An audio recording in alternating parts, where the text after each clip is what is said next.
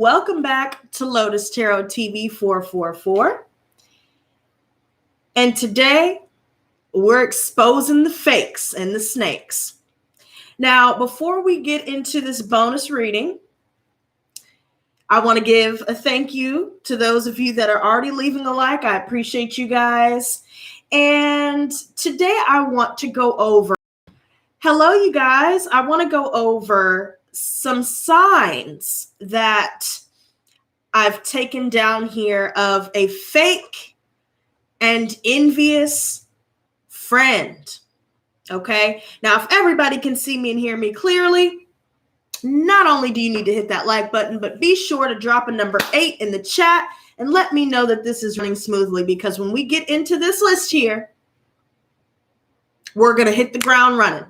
Okay. Now, what brought me to this topic of fake and envious friends, and this can apply to siblings, cousins, and acquaintances, the list goes on.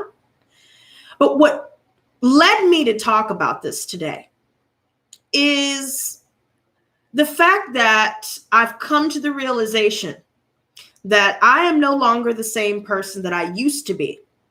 And I've made changes all for the better in my life. And today I started thinking about who I've decided to walk away from, who I've decided to block, who I've decided to cut off. And it dawned on me that the point in my life when I met the majority of these people was at a low point. And I finally figured out, wow, there is your sign. It's not that they changed, because they never changed, actually. If anything, they would do well with making positive changes. But it's because I changed. I decided to make some positive changes in my life. So we're going to go over the signs of a fake and envious friend. Again, this can apply to anybody that is in your life, even if they are relatives, parents, siblings, so on and so forth. And guys, if you would like to share this video, I would certainly appreciate it. Let's get these messages out there. Once we go over this list, I'm going to be doing a bonus reading for you guys. So let's go ahead and jump right into it. The first sign of a fake and envious friend is you feel like they're always competing with you. So let's say that, and you know what, I'll use one of my experiences as an example, okay?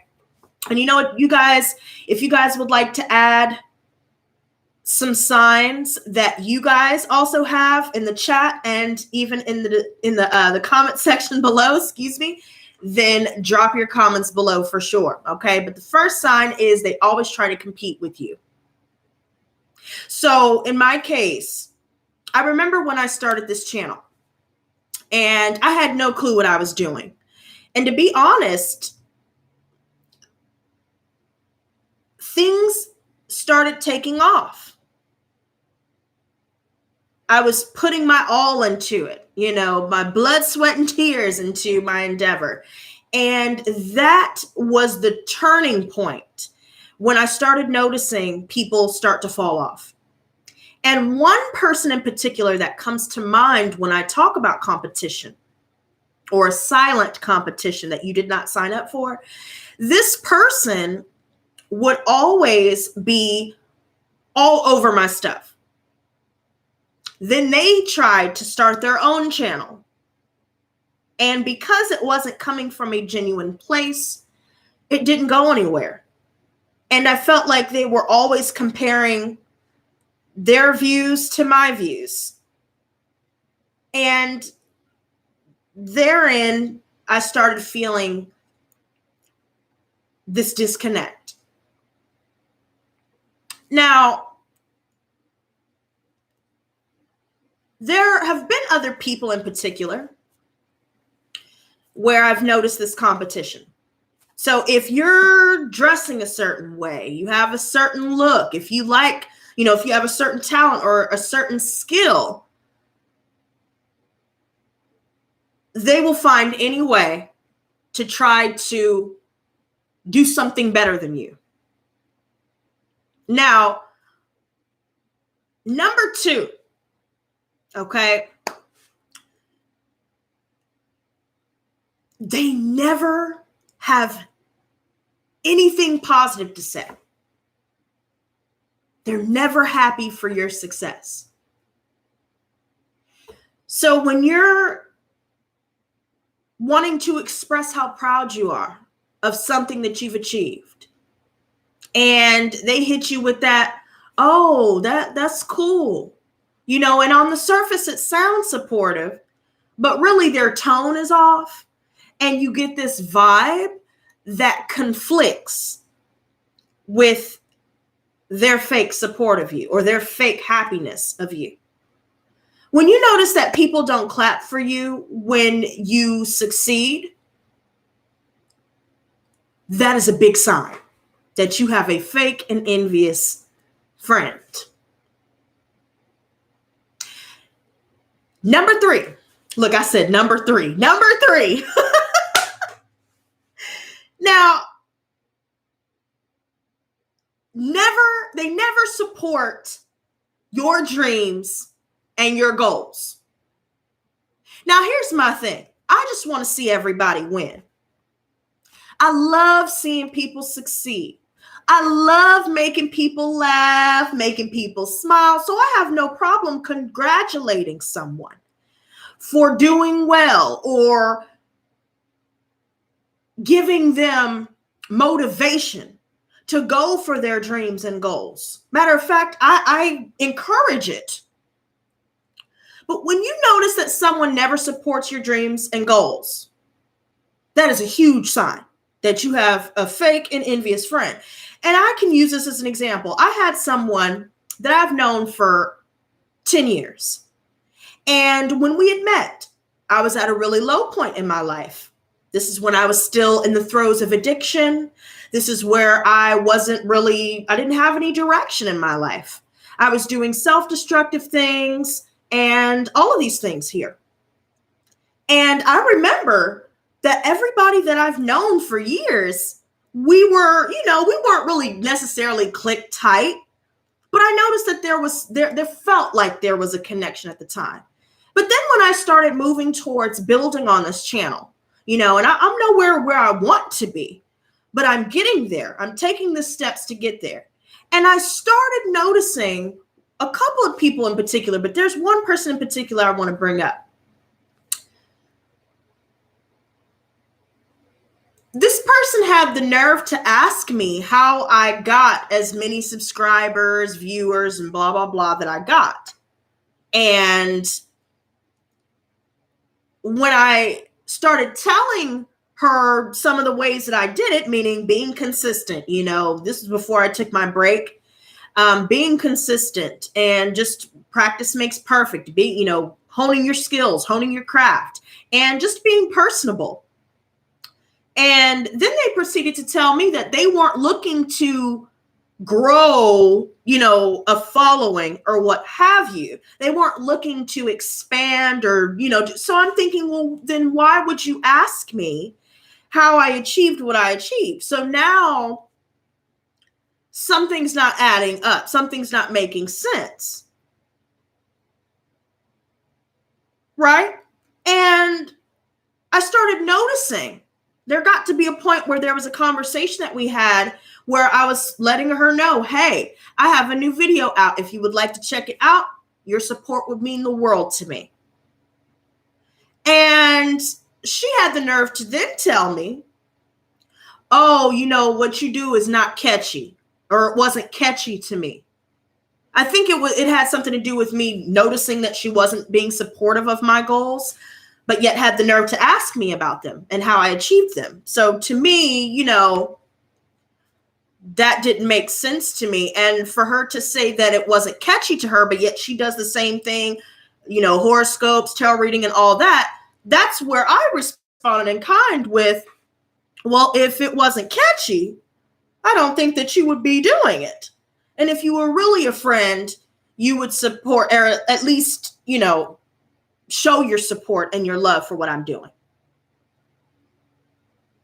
And so that leads me to my next sign.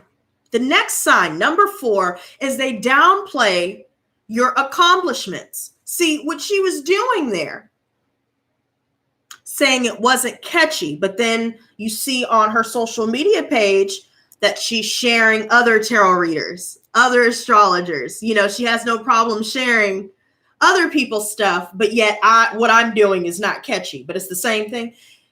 Therein lies one of the signs that your friend is fake and envious of you. Because if it wasn't catchy, you wouldn't even involve yourself with other people doing these things. Number 5. They talk down to you or pretend to be roasting you and pawning it off as though they're joking. There's a difference between playful fun and poking at your friend and all of this. But then you get that vibe. See, vibes don't lie, right? And so one example that I can use is I remember there was a person that I used to be friends with for just as long, 10 years. And this person wanted more from me than I was willing to give. Let's just put it that way. And from then on, that's where the subtle put downs, backhanded compliments started coming in. That's when, you know, the whole competition after they were competing with me with a YouTube channel and wanting to do their own thing and not really, you know, their heart wasn't in it. You could tell. And it was because it was what I was doing. They would bring up things such as, I feel like I'm going to be left behind because of what you're doing. I see that you're going to be successful. I know that you're going to be doing big things. But then they'll turn around and make subtle comments about certain insecurities that maybe I have confided in them about, such as weight or whatever, things like that. And backhanded compliments such as, you know, you'd look better if it was in a different color, or, you know, maybe they'll bring up other people that are doing something, you know, successful in their lives. And rather than focusing on what you have going on for yourself, they'll bring up this other person almost as though they're attempting to appear as though they're supportive of you. But it's a way to knock you down a peg. Another example of that is they'll start pointing out all your flaws to you. Like they're hypercritical and extremely judgmental about how, let's say you make a mistake while you're talking. You know, we all have a tendency to fumble over our words a little bit. And they'll point that out and they'll just start laughing. Or if you make a mistake in a video or whatever other errors that they could point out, they'll point it out and act like they're just teasing you. So when you come back and say, hey, I'm sorry, I don't really like when you do this, they can just go and be like, oh, I was just kidding. No, sweetie, you weren't joking. You were hating. Number 6, they're not nice like they were before. So if you notice that everybody's damn near kissing your behind, right? Then there's nothing wrong with, you know, people giving you compliments and things like that. But when you start to feel as though their niceness is either forced or, again, not coming from a genuine place, but then all of a sudden, if they don't get their way with you, or if you don't enable their toxic habits, then they start to bare their teeth. Then their true essence starts to pour out. Then they have an attitude with you. Then they start pulling back. Maybe they started liking all your stuff, and then they see that you're glowing up. You're getting more attention from other people. And because they're not getting the same attention, then they fall back. They stop giving you their praise. They stop giving you all the compliments they were giving you. Big indicator. Your friend is fake and envious. Number 7. Now, this should have been number 1. Number 7. They gossip about other people with you. I cannot stand this. I've never been one to get involved with that. Now, I know that I've shared my experiences on here, which is a completely different thing than just actively going around talking about everybody else to you. People that pass, that are in passing. Maybe they could talk about how their hair looks shitty or how their outfit like trash or, whatever they can come up with, right? Or maybe they'll tell you about some other friends. And I can use this as an example. I used to have a friend. This person, again, I've known them for years, and we had mutual friends that we both knew. And they would always come to me about not only those mutual friends, but their own friends that I never even met, telling me about their business, putting them in a negative light, always having some drama or something negative to say. And my advice would always be to go to the source with what they're telling me. They need to go to the source to express themselves to rectify the issue rather than coming to me about it. Because the only thing I can provide is moral support and maybe some helpful advice. And my advice is you need to go to the source and tell them. Because A, it's none of my business. B, I don't give a damn. And C, you need to go and handle your business like an adult. And that is a big indicator to me that if you feel comfortable talking to other people about other people, then I know that you're talking to other people about me. And lo and behold, a couple years down the road, things started coming out in the wash about this particular person from our mutual friends that they have indeed been talking crap. Now they've been exposed, or rather they've exposed themselves to be the drama kings and queens they truly are. And it's exposed their involvement in pitting people against each other just due to them talking shit behind people's backs and never being honest about their role that they played in whatever conflict they're talking about.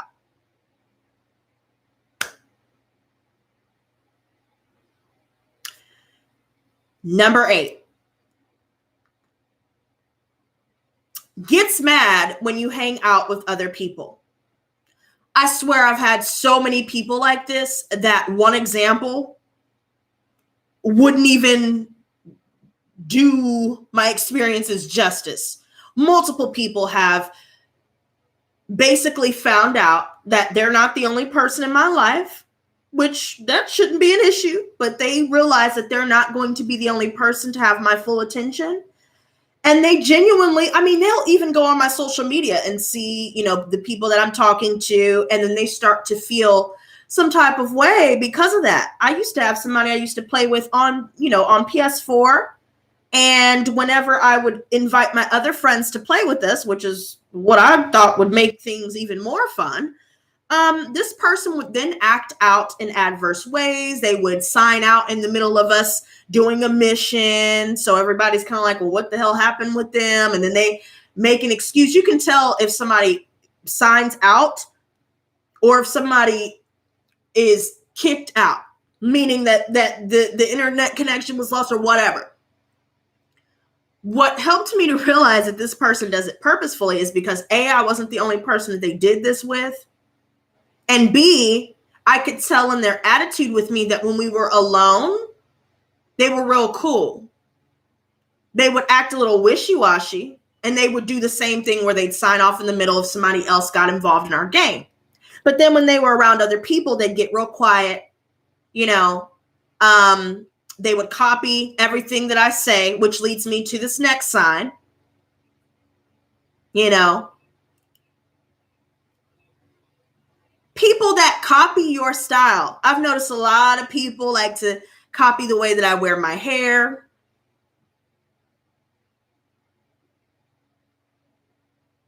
They've tried to emulate my style. I've heard people try to use the same verbiage that I've used. And no, I'm not being arrogant or any of that. I don't need to be that way. It's just I call things like I see it, and I've noticed it big time. And it's not just in the spiritual community. I'm talking about in general. Knowing damn well that they wouldn't have come up with any of the things that they're copying me to say on their own. Knowing damn well that's not their communication style. People that try to take your man. Ladies, I'm sure you've had a female friend that's done this, where they pretend to befriend you. They're really close with you. And then all of a sudden you find out that they were just getting close with you so they could get in good with your dude. And then when it ends up happening is it reveals the fact that we got single white female, and they're basically wanting to be us. And so in their minds, when they dress like us, talk like us, try to walk like us, and sleep with who we sleep with, these are just a few examples. That's their way of trying to be us, but they know deep down they could never touch the level that we are on. And again, that's not to put anyone down. That's just being real, because you can only be yourself. You can only be the best version of yourself. But if you're competing with other people rather than competing with who you were yesterday, therein lies the issues, right? So number 9, they never man up or woman up to apologize. Now, I've got to say, I know when I'm being an asshole. Okay, lately I've really been looking in the mirror, and I've said and done some things that I'm not proud of, out of frustration, out of resentment, out of anger, whatever the case may be, out of being hurt, lied to. It doesn't justify my behavior, but I'm aware of it, right? So I've been woman enough to approach the person that I may have said or done wrong to, and I've made it clear, hey, I'm sorry for this, this, and this. And usually they'll tell me, oh, you don't have to apologize. And I'll have to say, I know that I don't have to, but I'm being a woman about my business. And I'm going to admit when I'm wrong, because I'm not always right. I make mistakes, and I've said and done things to hurt people as well. So I'm going to woman up, and I'm going to apologize. I know I don't have to do it, but because of the person that I am, I chose to. But when you see those people in your life where they just always have to appear as though they're in control, they're in the right, it's everybody else's fault, there's another big sign that your friend is fake and envious. And that's just a lack of maturity on their part as well. And it leads me to number 10. They are never wrong. So they're always looking down on everybody else. And I bet you it's the type of person that just learned about something a couple of days ago. And then they'll look down on somebody that doesn't know what they know yet. Knowing damn well that the shit that they learned, they didn't know just a couple of days ago. But they have the nerve to look down on somebody else for not knowing the same thing that they didn't know just a few days ago. Yeah, no, we don't have time for these types of games, ladies and gentlemen. Number 11. They leave you behind when someone that they perceive as better than you comes along. These are the type of people that will always flake on plans that they made most of the time. And let's say that you may have made the plans. They always flake at the last minute, but then you see them on their social media posting pictures of them hanging out with other people on the day that they supposedly said they couldn't hang out with you because they're too busy and they have this obligation and that obligation. But now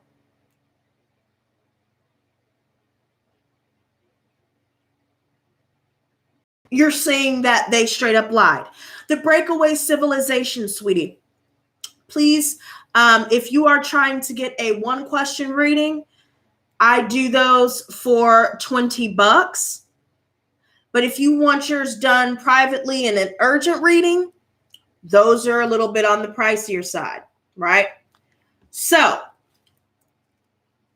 let me put this here before we get back into the list of things that identify fake and envious friends.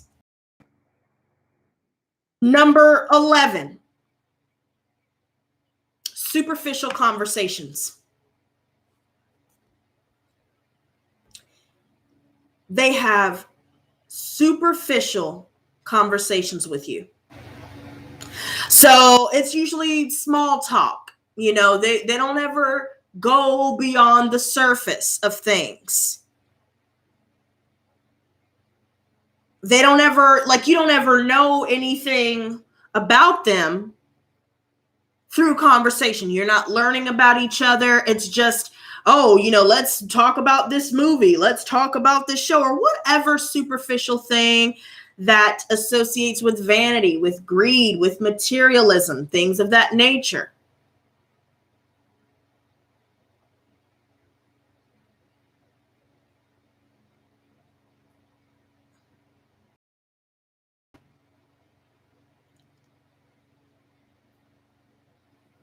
Number 12.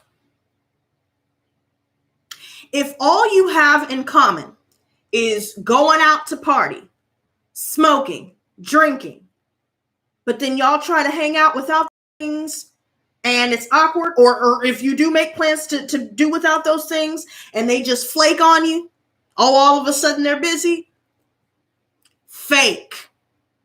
Those aren't real friends. Those are just people that you party with. Now, I know you guys know this one. It's more obvious than anything else. But that right there, I think a lot of us will come to terms with from our mid-20s all the way later on down the road. We'll realize that we only connected with people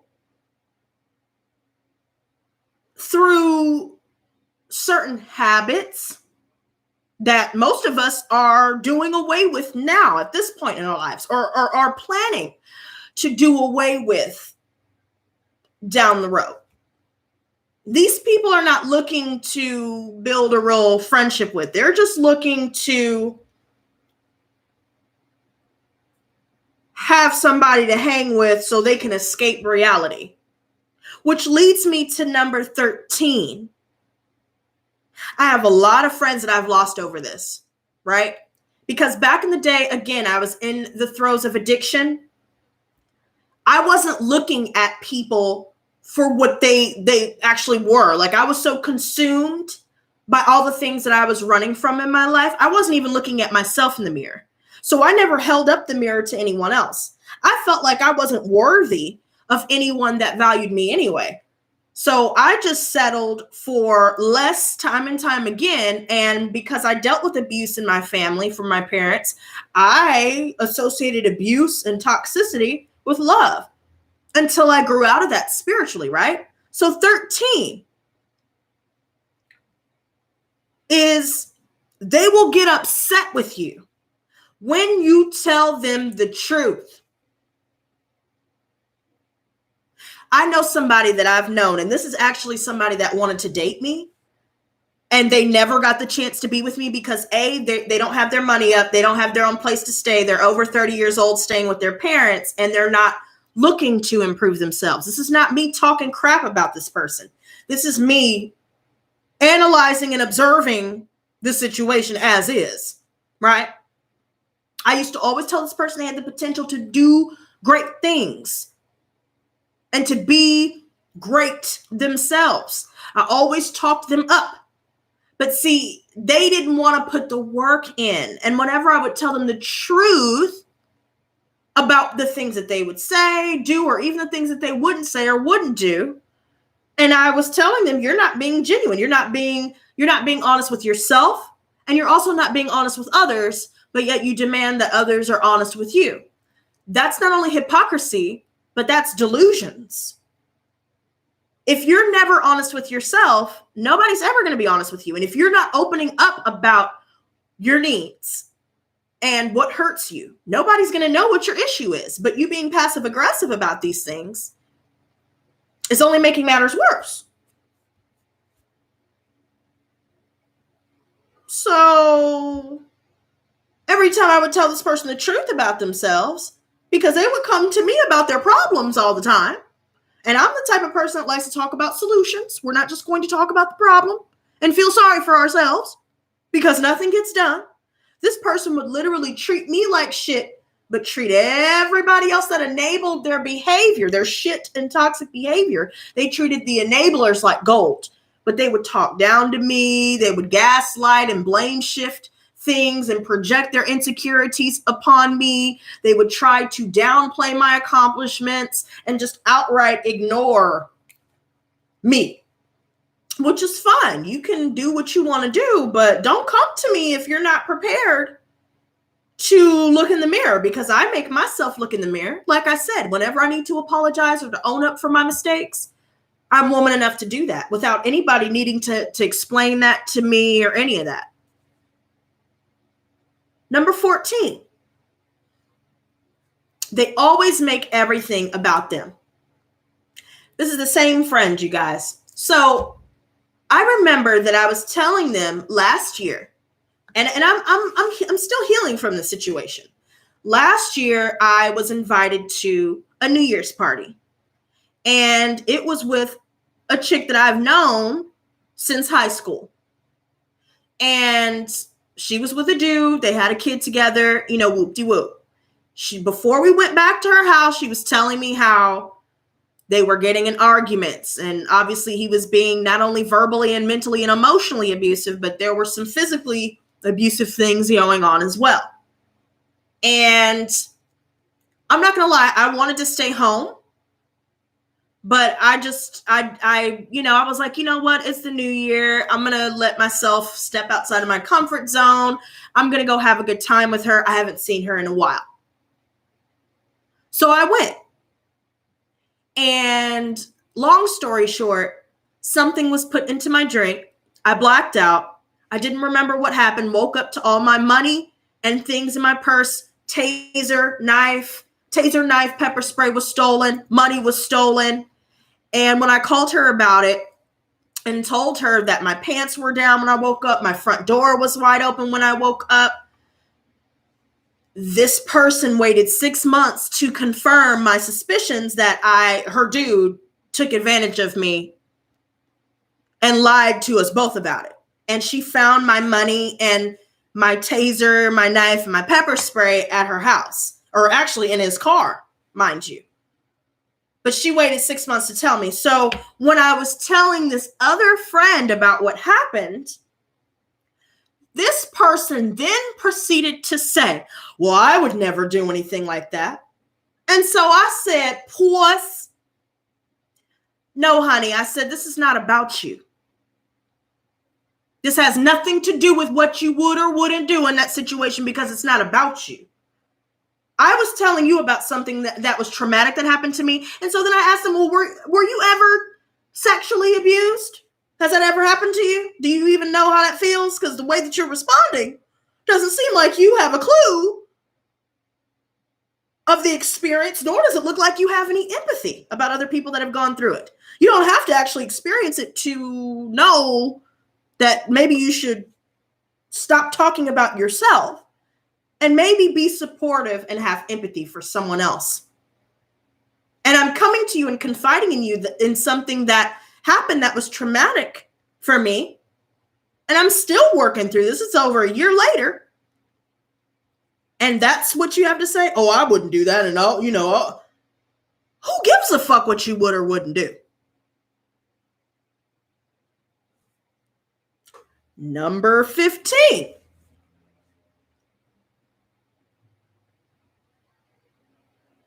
They do not stand up for you. See, one thing that I've noticed about myself, I am not a perfect person, never claimed to be a perfect person. And as stated before, I'm woman enough to admit my wrongs and apologize. I will put my pride to the side. I've always been one to be fiercely protective over my friends. And I always tell them, I know that you're old enough to speak for yourself.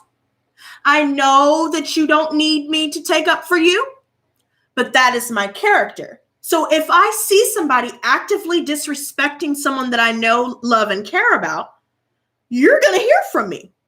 I don't give a damn. If I see somebody trying to cause harm to somebody that I know and love, that's a problem. And I'm going to speak out about it, whether they need my assistance or not, because that's who I am. When I started moving forward in this spiritual, the spiritual awakening, I really started noticing a lot of people that, again, they weren't on my level at all, especially in that aspect. And all of the people that I stood up for were not willing to do the same for me. And I'm not the type of person to ask somebody to do something that they wouldn't do on their own. See, if somebody doesn't do it on their own, that just tells me that obviously I'm obviously not important or as important to you as you were to me.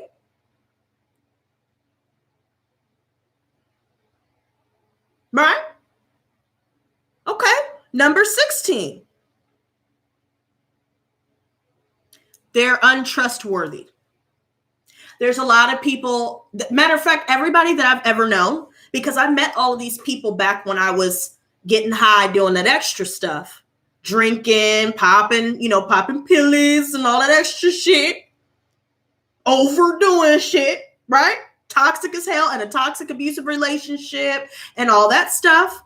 When I left all of that, got clean, I started this channel. I was focused on bettering myself, helping other people with their spiritual awakening, things like that. I came to realize that everybody that I met in the past at that point in time in my life, they could never be trusted because I couldn't trust them then. And I certainly can't trust them now. And the perceived bond that we had was no bond at all.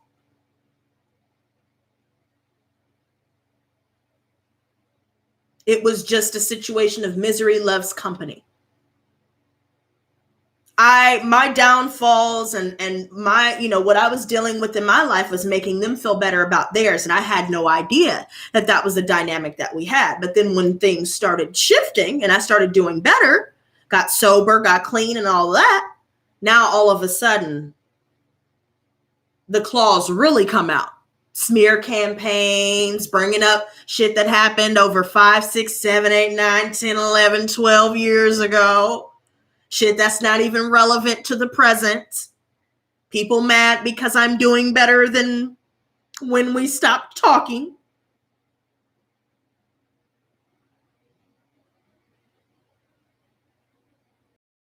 Their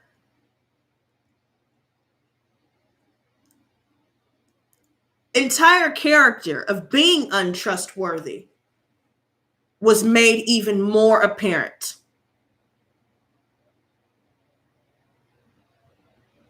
Okay. Now, 17, and this is going to be 3 more after this, you guys. I know it's a lot, but it's well, listen. 17, they threaten your values. So I'll give an example, right? So there was somebody that, again, I've known for over 10 years, and we used to drink heavily together. Heavily, girl. Whole night deleted. And they came by, and at the time I was still smoking. And I was just telling them that they were asking me, you know, what's new, blah, blah, blah. And I was telling them,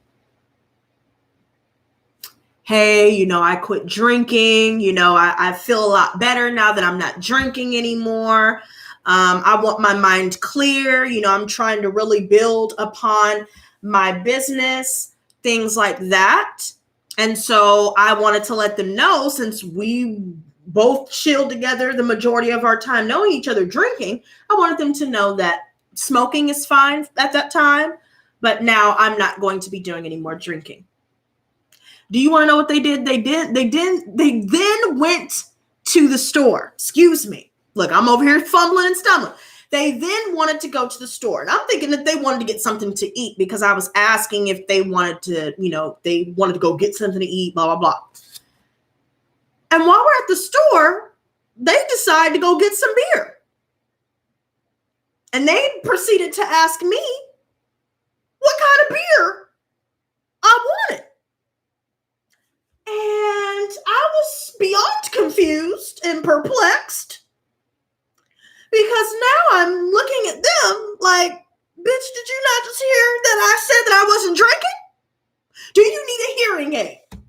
Do you need me to write it down for you and read it aloud for you to be able to comprehend? I mean, I'm not really following, right? But I decided to keep my cool, and I said, I'm not drinking, so that will be your choice. But I'm not going to be standing in the store all day and night waiting for you to decide.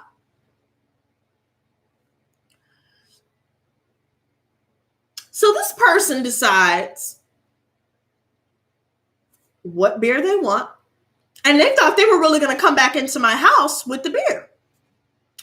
And I said, oh, no, honey. I said, I know that you're on a motorcycle, but you better strap that box of beer up with you while you skedaddle your stinking ass along somewhere else. Because I told you I'm not drinking. And now we're shutting her down for the evening. Thank you, good night, and good day, sir. This person decided to leave with an attitude. And I didn't give a damn about the attitude, because you're the one that set yourself up. If you would get some Q-tips and cleanse your ears thoroughly, you would have known before the trip to the store that you weren't going to be coming into my house with beer after I just said that I wasn't drinking.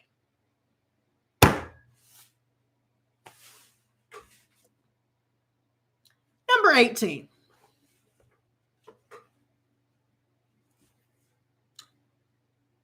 Disloyal girl.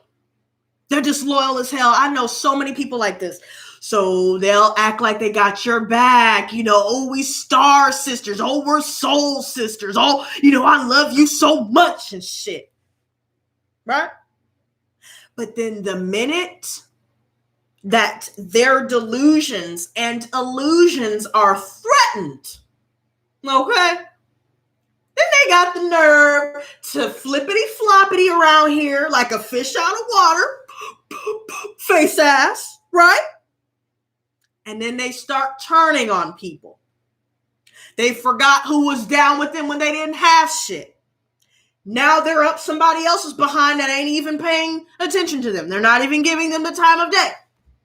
Then they want to come back and say, oh, you know, I you know, this person did this and this person did that. And, you know, okay, well, you chose to go with that person when you had a perfectly loyal, trustworthy, down for whatever person in your life right here within me.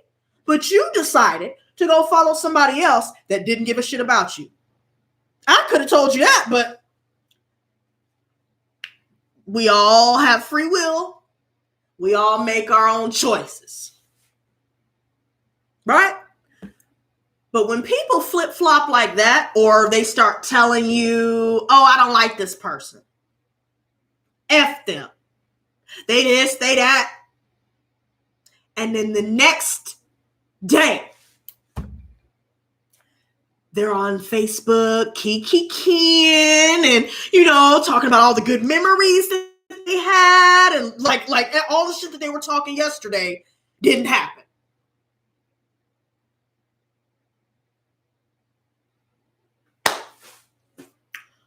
Number 19. Look, I'm getting crunk because we're almost done with the list. Y'all ready for this? They are a yes man or a yes woman. See, I'm not a yes man. I'm not a yes woman. Never will be, because I don't want somebody like that in my life. I've seen the type of dynamic that is, and that is not a genuine connection. See, I want somebody to have a genuine stance on something. Show me who you are. I don't need you to say yes to everything that I like and want to do. I don't need you to agree with everything I like and want to do. But I've noticed that the people that always agreed with me, which was everybody that I'd walked away from, they were just saying that because A, they want to look good, and B, of course they're going to agree with everything because they're trying to lead you astray, all the while upholding this illusion that they're down. They never want to tell you the truth. See, that's a problem for me, because that tells me that they don't know real friendship. If you think that agreeing with everything and telling people what they want to hear is the way to go, bitch, you got the game effed up. All the way effed up, girl. You need to get your shit together. Because, no. Ever since I decided to be more outspoken and to stop saying, staying silent in the face of adversity, stop staying silent in the face of abuse, in the face of disrespect, ever since I decided to use my voice constructively, not destructively, ever since I decided to be real and speak out about how I truly feel and to tell somebody the truth in a diplomatic way, now I'm the one with a problem. Because those people, again, remember how we talked about enablers, how they treat the enablers like gold, and, they love the yes men and yes women that they surround themselves around so they can uphold their illusions and delusions. But then when they get around me, they understand that the illusions and delusions aren't going to hold up because I don't have time for any of that. And real friendship, genuine, real friendship is about telling each other the truth. Period. You don't want somebody that's going to lie to you. What purpose does that solve? It serves no purpose.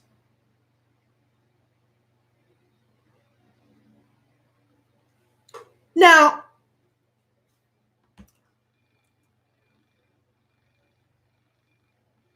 I might have already said 19, but if I did, just bear with me because there's probably going to be a bonus one. But 19, part 2, if I did, they lie about everything and always make excuses. Hey, I used to have a friend that would always tell me, hey, I'm going to make this song. I'm going to post it up. We're going to do this. We're going to do that. And every time I would follow up with them about what they came to me and said that they would do, here come the excuses. Oh, I stay with my parents, and this or all that, all the O's. And I'm just sitting here like, well, goddamn, you said that you were going to make this song about a good 6, 7, 8, 9, 10, 11, 12 months ago. But for some reason, it's still not complete. But you want me to sit around and listen to you talk about what you're going to do all day. Oh, no. No, honey. No. You're going to have several seats approach me with that nonsense. Now, the final one, you guys. Number 20.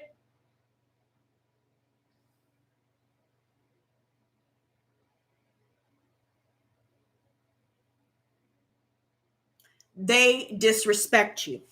Now, I had somebody try to come at me sideways because they were trying to triangulate me. and they thought that it was going to work. But baby, I don't give a damn. If there's a man that doesn't see value in this, not only is he blind, but he is stupid as hell. So it's not my job to prove to him or even her, because y'all do know I like the ladies as well. But it's not my job to prove my worth to anybody that can't see it, because that is a character flaw within themselves. And I'm not their mommy or daddy or grandparent, and I don't need to be holding hands with no adult in here. Now, you know what? Whoever in here is cheering me on in the chat, I can't hear you physically, but I can spiritually hear you. And I just want to say thank you, bitch. I appreciate you. You know I love you and shit. But I just have to say, no, you will not disrespect me, honey. You will not try to put me down talking about you ugly or you this or you that or, calling me a bitch. You damn right. I'm the best bitch you'll ever meet, girl. Because I could be lovely and kind and compassionate and warm and, welcoming and all that good stuff. But see, what I like about me and what scares people about me is that side, they get blinded by that, and they view me as weak until they get a little taste of the dark side that I keep concealed for only people that deserve that side. Bitch, I'm cutthroat. I'm cutthroat straight up. Like I've honestly, genuinely felt bad for some of the things that I said years later, because I don't like to be like that. But honey, if I need to stand up to an enemy, my dude, I will lay that bitch out without even touching him. I don't have to touch him. I don't have to cuss. I don't have to call them out of their name, but I can shut them down. A lot of people have come to me from the past and told me straight up, you really know how to push the right buttons. You really do know how to shut my ass up. And it makes me mad because I don't have anything to retort with, because you're telling the truth. Exactly, though. See, when people mistake your kindness for weakness and then you hit them with the A several times, now they're looking confused. So now they want to disrespect you, now they want to call you out of your name and shit, But that's not my problem, because you ain't hurting me. You're further exposing yourself. And that's why you got eviscerated with the words that I had to say in the first place. So continue to have several seats with your fake and envious ass. Now let's go ahead and move forward into the reading. I'm so glad that I came on here today. And I hope everybody right now in the chat, let me know how your weekend is going, and let me know how you liked those signs that you are dealing with a fake and envious friend. Because you know what? One thing that people can't take away from me, baby, I could be the best woman, the best friend, the best confidant, the best ally that you could ever have until you cross me. And then I am definitely a force to be reckoned with. Sometimes I scare myself with the way that I be obliterating these bitches up out here in these streets, though. Right? Girl, I don't have time for these people today or any day, girl. I really don't. Like, please, like, if people could just like stop for a couple seconds and really realize who the hell that they're dealing with, maybe they wouldn't put themselves in positions for me to put that ass in place and put themselves back in their place, right? Like I don't need to do all of that. But when you put yourself in that position, you're setting yourself up for that. Okay? She said, okay, wait, hold on. Loved it. Been there. Thank you. I'm glad you guys loved it. Right. People's opinions don't pay my rent. You show right, girl. I'm Pisces. He's younger. Scorpio. Does think about any other above me. Wait, hold on. I'm not sure, baby, what you're trying to say, but I'm gonna leave it at that, you guys. Excellent weekend and excellent messages. Ashley, that is great. I'm glad that you guys are enjoying your weekend so far. Everybody in the chat, how many of y'all got them stimulus checks, though? Who trying to make it rain on me? Who trying to super chat me up Who gonna be my sugar mama though? Who gonna be my sugar daddy though, girl? All right, let's get into this, guys and goddesses. Please give me a Celtic cross for the collective, all zodiac signs. What energy do we need to see? Please and thank you. Please give me a Celtic cross, please, for all zodiac signs. What messages do we need to see? Oh, she had a question? Oh, okay. Thank you, Habisha. Thank you. Thank you. Wait, Kylie said, not I. Wait a minute. Not I. You ain't even got to hit me with that, Kylie News. You could have just stayed silent. Damn. Don't do me. Shit. Wait, still waiting, but you deserve something for that shake. You need me to do it again? Look, I'm giving too much now. Let me reel it in, y'all. I'm gonna be a classy bitch today. Oh my God. Oh my good. Woo! Man, I'm gonna tell y'all like this, you guys. And I just want to make something clear. If you guys have been thinking about the people that you no longer talk to, or even the people that may have, especially to the narcissists that you guys have dealt with, anybody that may have discarded you in the past, anybody that made you feel less than, wait, hold on. Callie said, no, I mean, no stimmy shake. You don't want me throwing my money at you. All I got is dimes and quarters. That would hurt. But I would still shake it for you, baby. She said, wait, oh my God, Habisha, I am so sorry to hear that. Hey, soul, girl. You silly. She is silly. Hi, Meg. Welcome to the squad, girl. Lotus Squad. You came just in time, girl. Now, you may want to watch the playback to hear some of the signs of fake and envious friends, but you are just in time for the collective tarot reading. This is for all signs. But yeah, you guys, if you guys are dealing with narcissists in the past that may be coming to mind, if you've been contacted, I got something on my left side here. Somebody may be losing, like you guys may be hearing ringing in your left ear. Some of you guys may be getting chills thinking about somebody here. You guys are definitely having dreams about certain people here. Don't let that alarm you. But I need to make this clear. When it comes to narcissists that you've dealt with, when it comes to even your abusers all the way back to your childhood, this can include parents, grandparents, siblings, cousins, and the list goes on. We need to work through some of these emotions and purge some of the sadness that we may have stuffed down to maintain our strength and maintain our control and to continue to be about our business. We need to take some time to go inward to purge these feelings. And I want to just say this, the people that we've discarded or the people that have discarded us lately, there's a reason why they're not supposed to be in our lives. And although it takes two to tango with any situation, just like even us dealing with narcissists, there was something or certain red flags that we may have seen and didn't want to see. We saw somebody's potential rather than seeing the person for what they are, where they are at the time. And a lot of us as empaths and light workers, we feel this obligation to need to save someone. Ladies, our motherly instincts kick in sometimes when we see a wounded man or a wounded person, wounded child, whatever the case may be, or someone with a wounded inner child. And I just need to say that we are not responsible for saving anyone. Like, for example, I struggle with this sometimes. If people are not receptive to me trying to help them, I used to take it personally. But we need to realize that we're not responsible for anybody else. And the only thing that we are responsible for is saving ourselves.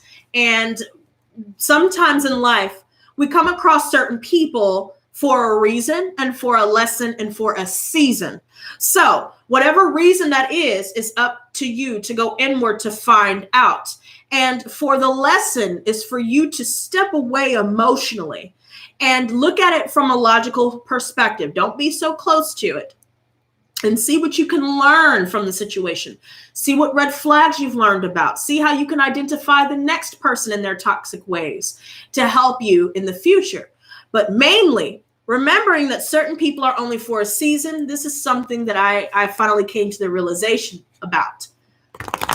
The season was when I was doing that extra stuff, still doing harder drugs and drinking and partying and running away from myself. Trying to escape reality, and everybody that I've ever known, I met at that time. I'm not in that place anymore. I'm not in that energetic space. I am no longer blind to what's right in front of me. I am doing the necessary inner work to improve myself for myself. I have found a deeper relationship with God. And because of that, because of those changes that I've made within myself, and I'm sure you guys can relate to this, which is why I'm talking about it. Because of those changes that I've made within myself, I've realized that those people are not meant to be in my life. Those are the people that have been blocking my blessings since I've known them. But back then, I perceived those situationships as genuine relationships and friendships mistakenly, because we may have shared certain traumas. We may have shared certain ideals at the time.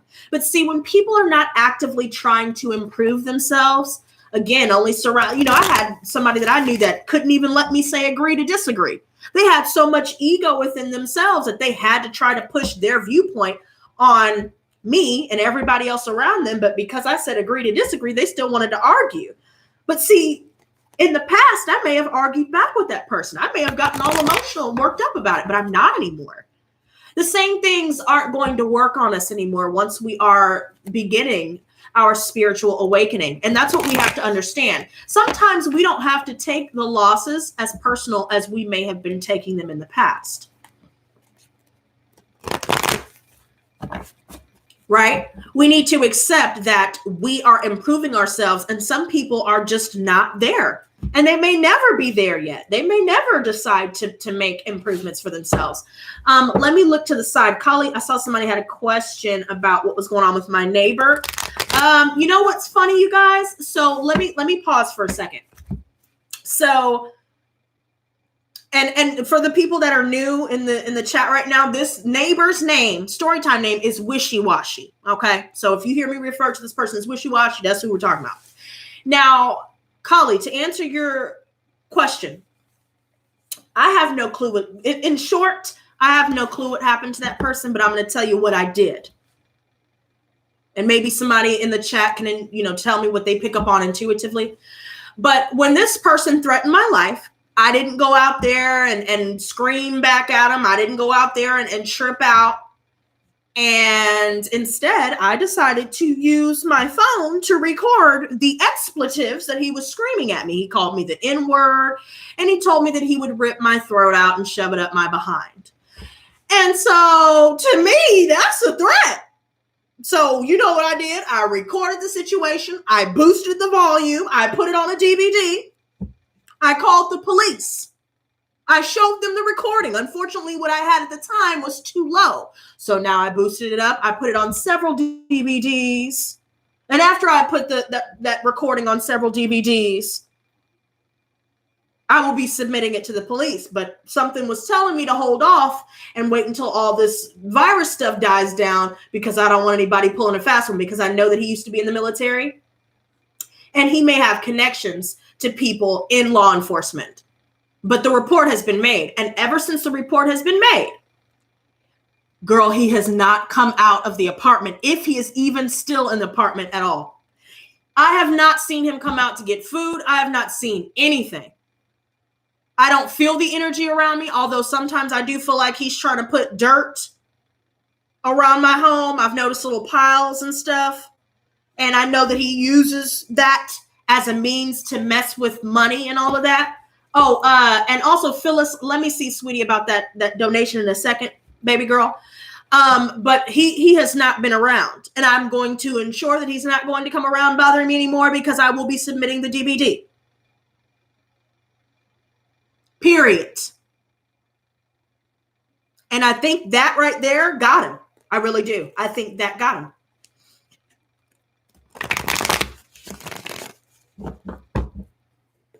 See, he's the type of person that will preach Christianity to you, but he has already told me, and I don't know if this is true or not, but just bear with me. Wishy-washy has already told me that supposedly he's a part of the Masons, and he is a Satanist. I know he's a Satanist, but he's hiding under the guise of Christianity. He's not a Christian, especially with not with some of the things that he's said and done. He probably did move. He probably did move, because after I called the police, I felt like he was subliminally trying to still threaten me. But because I'm not backing down, and because I'm not afraid of him or anybody like him, anybody that he knows, I went the legal route. The pen is much mightier than the sword, girl. And so you're damn right. I went to the authorities. And I think that right there, now he's going to have that on his record. And if he is one of the gang stalkers, which I suspect that he is, I suspect that he was the one that's doing these things to these cats. I got to be real with y'all. Now, all of a sudden, I'm not seeing animal cruelty like I am. And I hope I'm not speaking too soon. But now, all of a sudden, now that he hasn't been showing up, now, all of a sudden, I haven't been seeing that. So, oh, Carly said, oh, well, after that live happening, you said this all went down. I spiritually attacked him for you, girl. Yes, Mahakali. Okay, Lotus Squad. Okay, let me see if I got your donation, sweetie. I'm going to check it right now. But yes, so I just need y'all to understand. And you know what? It's kind of interesting how Kali brought up this particular scenario, and it ties together with everything.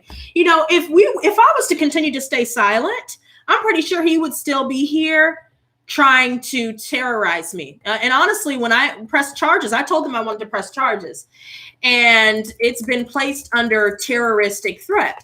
So what he said, and the fact that I have proof, oh, it's done. It's over with. Oh, I was just about to say something about this owl that I got from him, and how there are multiple meanings of the symbolism of the owl. Phyllis, yes, I did, sweetie. I got your donation, sweetie. Thank you so much for that. So he had a concrete owl, and I'm telling you, that bitch was heavy as hell. I don't even know how I carried it. I liked it so much. And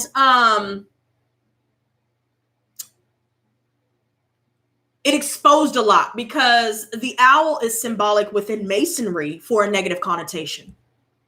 I think that's supposed to be for Moloch or Moloch or something like that. One of the fallen angels, I believe, or one of the demons. And just the fact that he said that he's talked to Satan and all this good stuff. But right when I was going to bring up the owl, this came out. Okay, I'm going to need y'all to take several looks. Because Queen of Swords, y'all know I like to talk about my Gemini midheaven up in this bitch.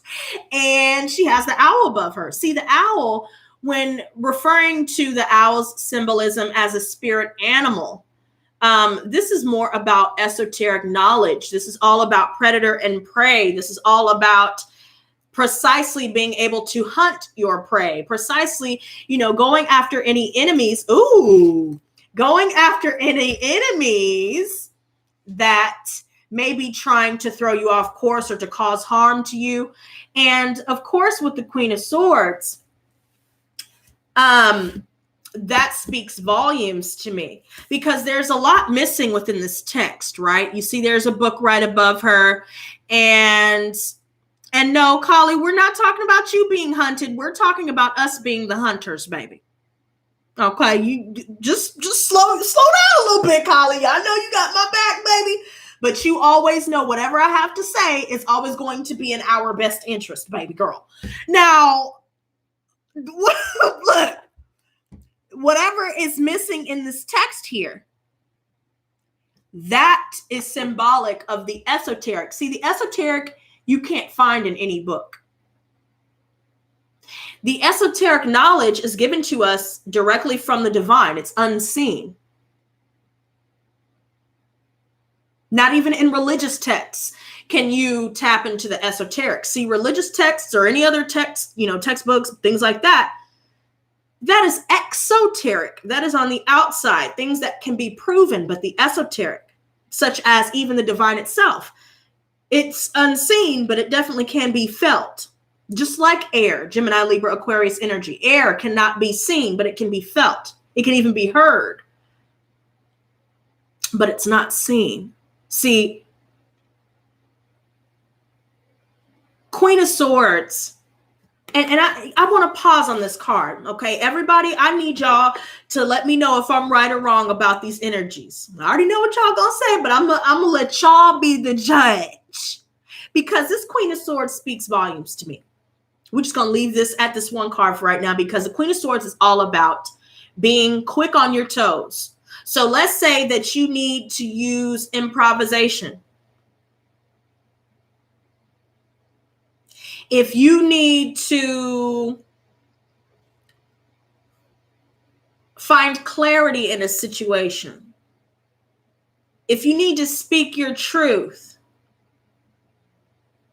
all of these things will go in your favor. See, let me take a look at this card here, because I swear I love this deck so much, you guys. Seeing it on camera will never do these cards justice. I try to show y'all, but when you're looking at these in person,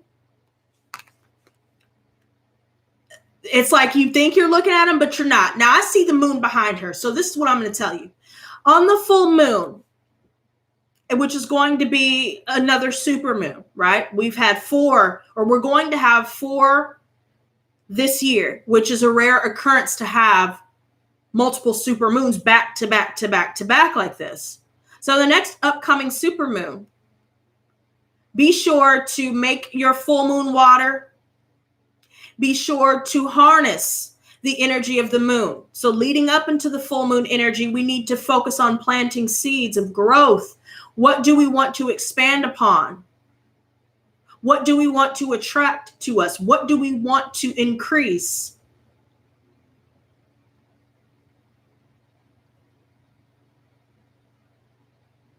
And right now, there are a lot of secrets, hidden wisdom that a lot of us are starting to tap into. See, a lot of us have been through so much in our lives, much more than other people would ever be able to fathom, let alone handle and push through the way that we have.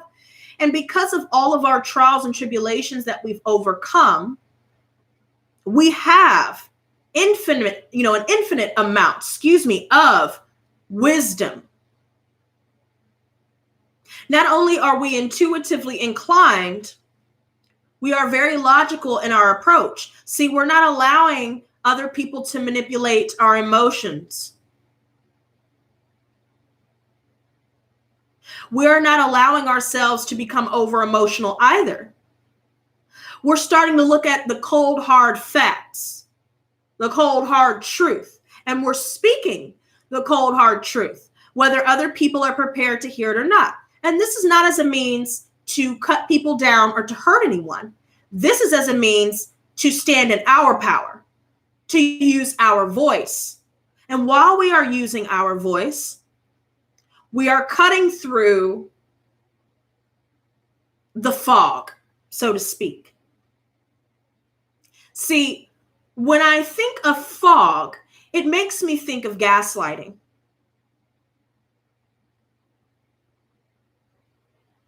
And when people try to gaslight you, which most of us have experienced throughout our entire lifetime, the reason why they do that is because we have so much self-assuredness.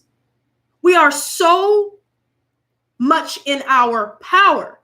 We are so sure about who we are and what we want out of life that not only does that intimidate others, but it completely shatters their illusions and their delusions. Even in our presence, the lies that they choose to live is completely obliterated. And it's especially so when we speak our truth. A lot of people will be threatened by you because you have so much wisdom that they, do not possess, and that they can't understand or comprehend. See, when there's something that people don't understand or someone that people don't understand, they want to destroy it. They seek to destroy it. But because we've already been there, done that 10, 20, 30, 40 times and over, because we've been through hell and back multiple times and overcome each and every single one of those times, anything that anybody says or does to us to try to bring us down, to try to sabotage us, will fall by the wayside. And that will further reiterate the inadequacies of their own character, because that further reiterates the fact that their efforts to sabotage you, their efforts to bring you down in order to elevate themselves,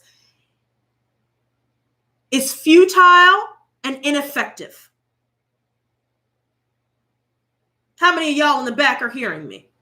Because this right here made me realize today, and it's so funny that I brought up these signs with you guys about fake and envious people. It doesn't just have to be friends, you guys.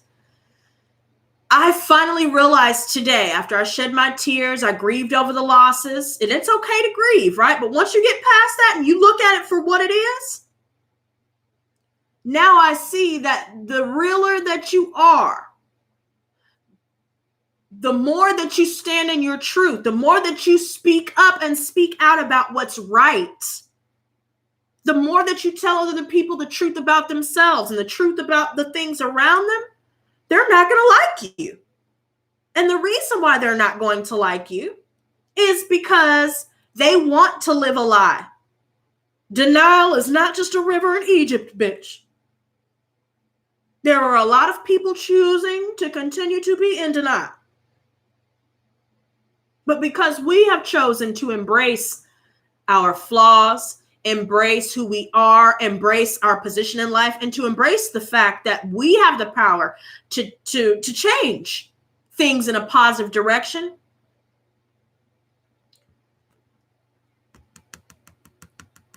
a lot of other people are starting to feel our presence that much more than they did before.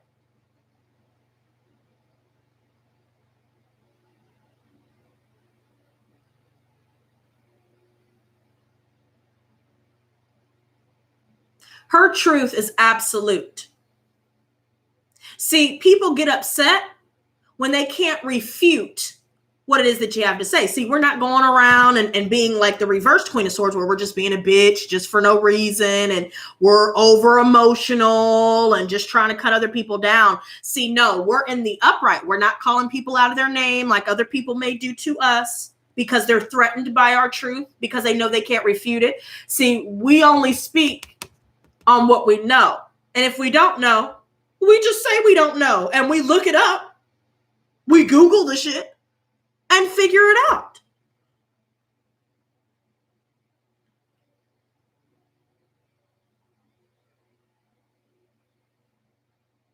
Intuitively,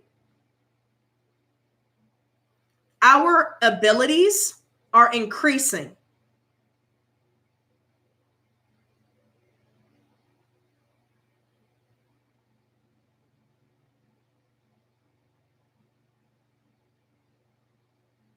Our knowledge, our wisdom, we're realizing that knowledge is, in fact, power. And so many people seek to take away our power, but they know deep down that they can never take away our experiences. They could never take away all of the trials and tribulations that we've worked through, accomplished, and overcome.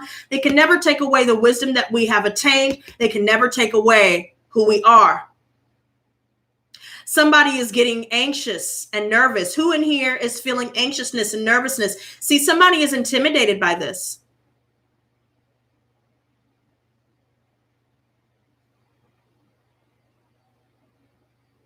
Somebody is getting intimidated by this. And a lot of people are going to try to cut you down because they want to level. That's what they call leveling. That's a narcissistic tactic as well. They need you to be at a lower level with them. So they'll try and goad you into an argument. They'll try to attack your character. They'll try to make you feel like you're too sensitive. They'll try to dismiss your feelings. And going back to the gaslighting, they will really try to make you believe that you're the one in the wrong when they know you and they both know that they're the culprit and have always been the culprit that's been throwing monkey wrenches in your plans of progression, and that's been causing drama and causing upset and pitting people against each other, and even the perpetrators of smear campaigns. See, we know the truth, and everybody else is coming to know the truth as well. See, we don't have to get involved in a whole knockdown and knockout drag out with other people to defend ourselves. We don't need to throw blows trying to cut other people down to size to make ourselves feel better. See, that threatens people. We don't need anybody else's approval to know that we are a badass, period. We don't need anybody else's validation. See, approval is desired, not required. And with those other people that like to gaslight, smear campaigns, and all that extra dumb stuff that they like to do, gossiping, spreading lies, all that extra stuff, they are seeking approval with all of those little sad behaviors that they go around doing, gossiping about people all day, staying up under mommy and daddy, not trying to improve themselves. And I'm not trying to talk shit about anybody up in here. Y'all know who I'm talking about. Whoever comes to mind when I speak of these things, that's more than likely who I'm referring to. People that want handouts. People that just want things given to them. See, we're not going to do that. But there's a lot of people that we may have been surrounded by, family, friends, acquaintances, and people that we even work with. They're so used to people staying silent in the face of their toxic behaviors that when they come across someone like us who's not going to stay silent in the face of their toxicity and their lies and their games and their BS, they're not used to somebody putting them in their place. So it's going to be like a knee-jerk reaction. They're not going to know what the hell to say or do because they know that they can't refute it. And that's going to make them even madder because they know what you say is true. But they know what you say is true, but they don't want to face the truth.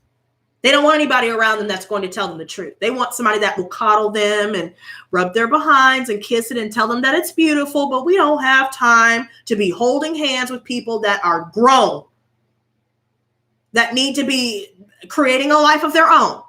Rather than trying to destroy or actively destroy somebody else's life, they need to be building their own selves and lives up. They need to be living life. This is just with one card.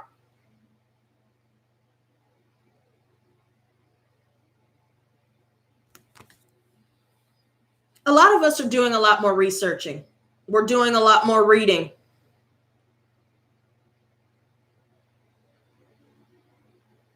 Some of us may be new things about how to grow spiritually. We're learning more about spiritual awakening. We're learning more about many different things. See, and there's something I just noticed about her sword. Her sword looks like wood,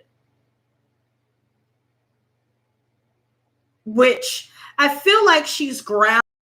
See, that makes me think of trees, wood, trees, the tree of wisdom.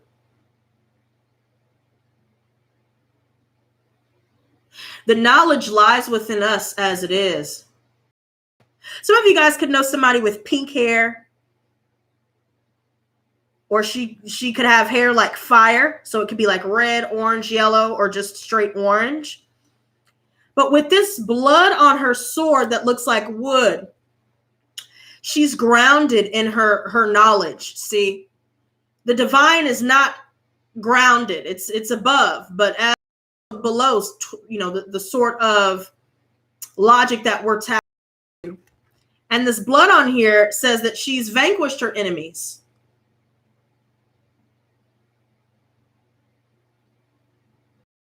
For some of you that are believers of Christ consciousness, and you're able to tap into that. The blood of Christ, so to speak, could also correlate.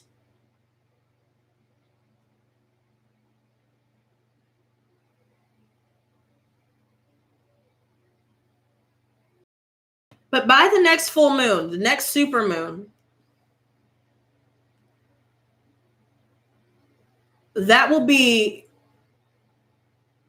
one of the major keys to unlocking not only your hidden gifts and abilities, but unlocking your true full potential.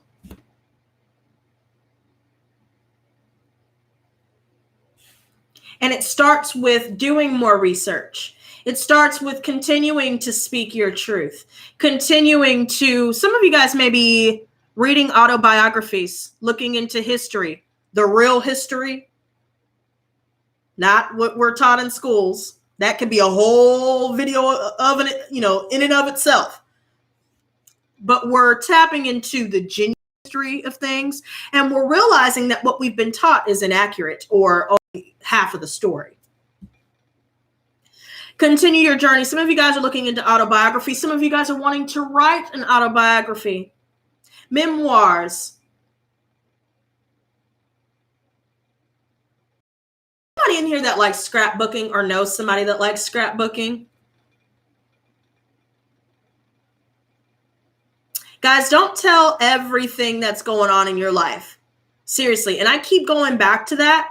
We need to strike out into the perfect balance of silence and knowing when to speak up and speak out. Because we could speak our truth until we're blue in the face with certain people, but because of cognitive dissonance on their part, they're not going to internalize it. So we need to know who we need to be speaking our truth to and who not. And whatever hidden wisdom that we have, we need to keep that under wraps until we need to use it the most.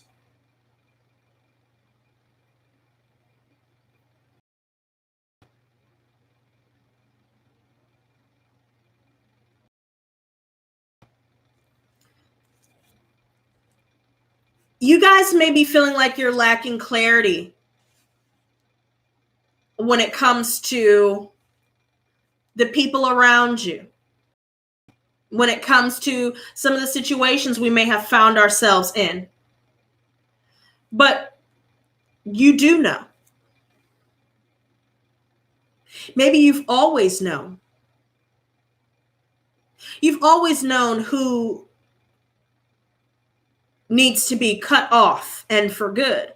But see, some of us may have been so conflicted within ourselves, thinking about how long we may have known someone, thinking about someone's potential, looking at the outside of someone, that we allowed ourselves to be blinded to what we already know. But we do know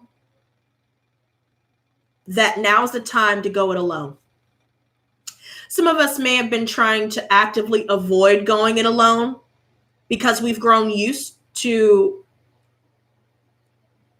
being around people and letting ourselves be distracted. And a lot of the things that we may have been avoiding thinking about while we allowed ourselves to be distracted, they're starting to come to the surface. You're starting to see through people's lies. You're starting to see through half-truths. You're starting to see through even the news and seeing what they're lying about. You're already aware of what's really going on behind the scenes. You're aware of the hidden agendas of those around you. Trust in that because you already know. See, we're coming out of this time where we felt torn. We were in two minds thing. We had our foot in a situation and also out of that situation. And now we have to make a decision to go all in and to stick with that decision here, because this indecisiveness was what kept us in limbo for many years. And because we were kept in limbo for so many years here, some of us may have grown accustomed to that. We may have grown used to that.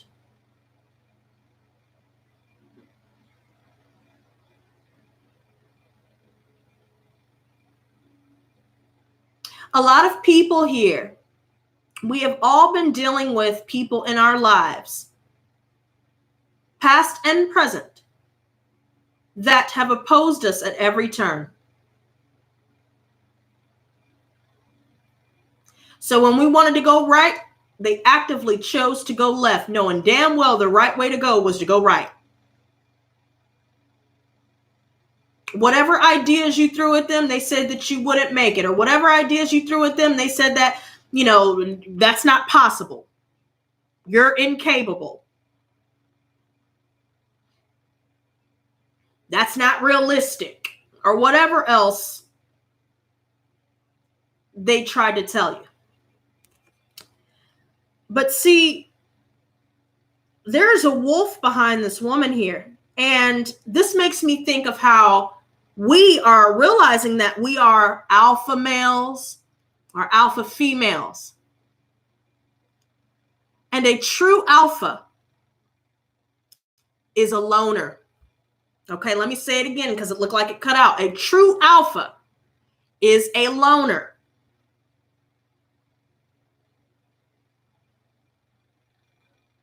And just because you are alone doesn't mean that you're lonely. And a lot of us have been struggling with the differentiation of the two.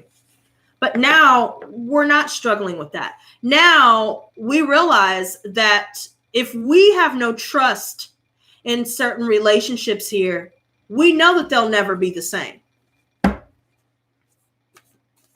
And that's something that I also had to accept. And this came through to me today. No matter how hard I try and how many times I try to go back or let people come back, those relationships will never be what I thought that they were in the past. Ever. Now that I've decided to step into my full power, everybody else that came around when I wasn't in my full power, they're going to fall away because they're not ready yet, if they'll ever be ready at all. And you know what's funny? Phyllis says she's an introvert. Well, I'm an ambivert. An ambivert is the combination of an extrovert and an introvert. And there's really nothing wrong with being an introvert because that will really help your cause when it comes to the situation. Which leads me to even more of why we need to embody this Queen of Swords energy. A lot of us know that we have to go it alone because these people that we've surrounded ourselves around have done nothing but try to take and have done nothing but try to sabotage what we're doing behind our backs while smiling in our face. See, the good thing about what I'm seeing so far is that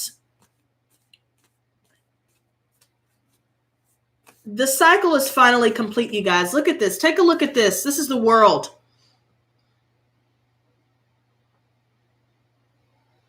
And I wish you guys could see this as well. Guys, that typewriter, you guys, I need you guys to look into some of the things that's going on in the world of celebrities. Tom Hanks, Ricky Gervais. I hope I pronounced his last name correctly. Some of the things that's being exposed about these people, the Corona typewriters. That's what that typewriter right here reminds me of. See, everything's going to end up coming out in the wash, you guys. Let's take, you know what? Let me take a look at this. Oh, the Tower. Boy, right when I stopped shuffling and I set this to the side, we've got the Tower. And I just said something was going to come out. These people, okay, so this whole virus thing, you guys, I'm just going to have to lace you up. I'm going to put some links in the description box. There are going to be a lot of links. But how many of you guys in the chat know about QAnon? Where we go one, we go all. I stand by and I stand firm. Where we go one, we go all. And everything that we're dealing with currently with the lockdown, there's more to what meets the eye with this situation. We've talked about deep underground military bases, pronounced DUMBs, human trafficking, child trafficking. Who knows about Pizzagate? Who knows about adrenochrome? See, all of these things are just little snippets, just little pieces of the puzzle. How many of you guys know that adrenochrome is tied to the saying, follow the white rabbit? See, I will put some links in the description box and you guys can start your journey if you haven't already of that kind of research. But let me tell you like this, baby.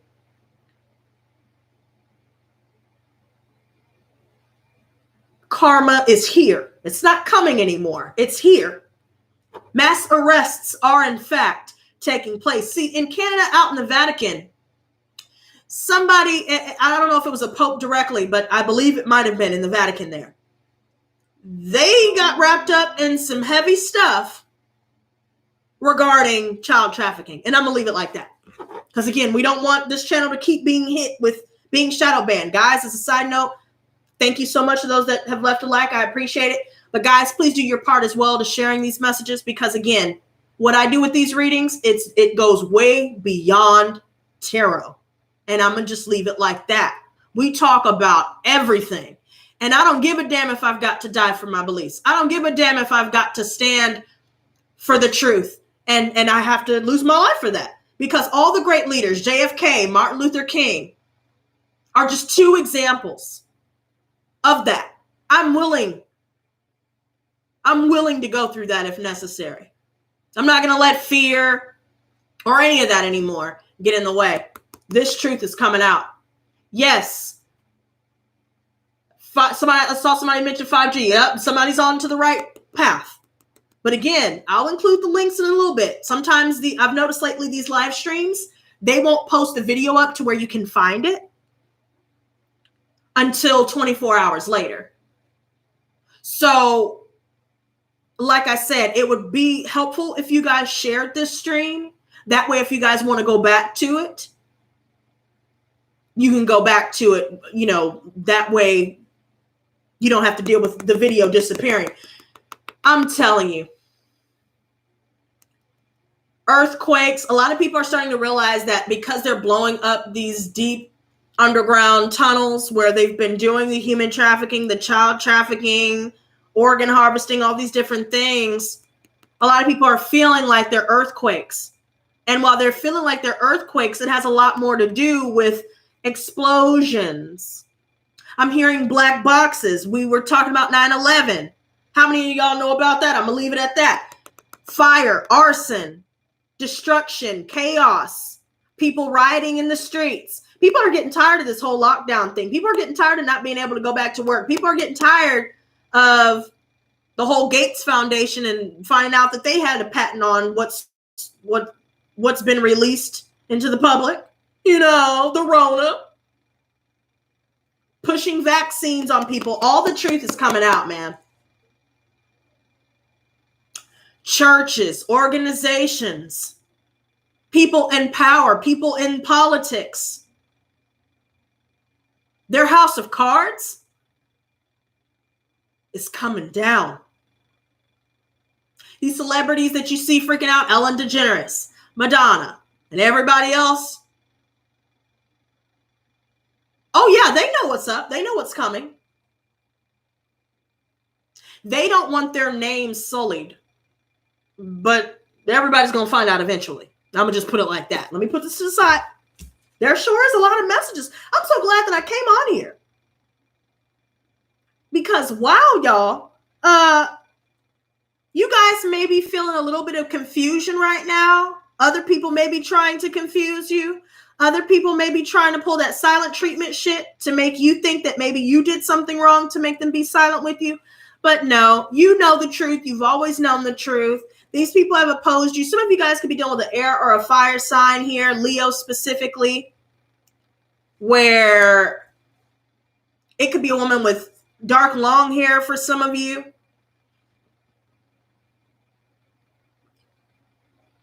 Where there could have been a lot of confusion with this situation, deceptions, half-truths, gossip. I'm also seeing a dark figure at the bottom of this. Oh, the all-seeing eye, the eye of Horus. So although the eye of Horus doesn't necessarily mean anything negative within itself. Satanists use the all-seeing eye. Look at the eye on the tower here. They use the all-seeing eye here. They use that all-seeing eye to pledge their allegiance to Satanism, Luciferianism, or something like that. They pledge their allegiance to the darkness. And they are pledging their allegiance to the God of this world, not the God of the universe, not the Most High God that we see. When they say God, they have a different meaning. When they use certain symbols, such as the Eye of Horus, things of that nature, they use it for disgusting reasons. Y'all, when I found out, supposedly, and again, do your own research with everything that I tell y'all, but tell me why, I haven't eaten McDonald's in a long time. Tell me why I found some information regarding McDonald's specifically having human meat in their products. Y'all can correct me if I'm wrong, but here we go. And yep, they are fear-mongering because there are demonic entities that feed off of that. They feed on depraved sexuality. So that's why we have a lot of molestation, defiling of children. They feed on anger. They definitely feed on fear.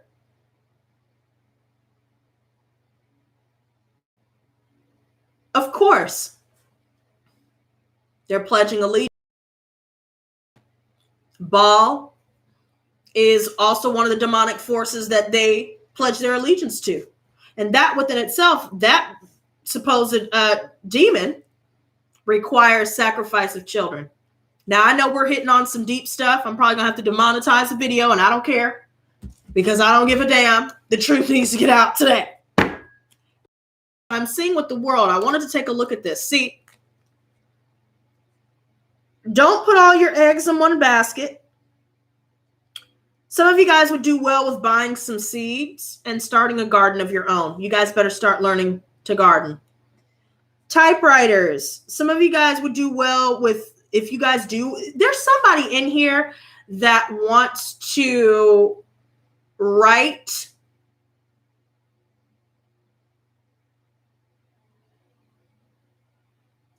a biography or write their memoirs. Write a letter. Some of you guys may be receiving a letter here. Some of you guys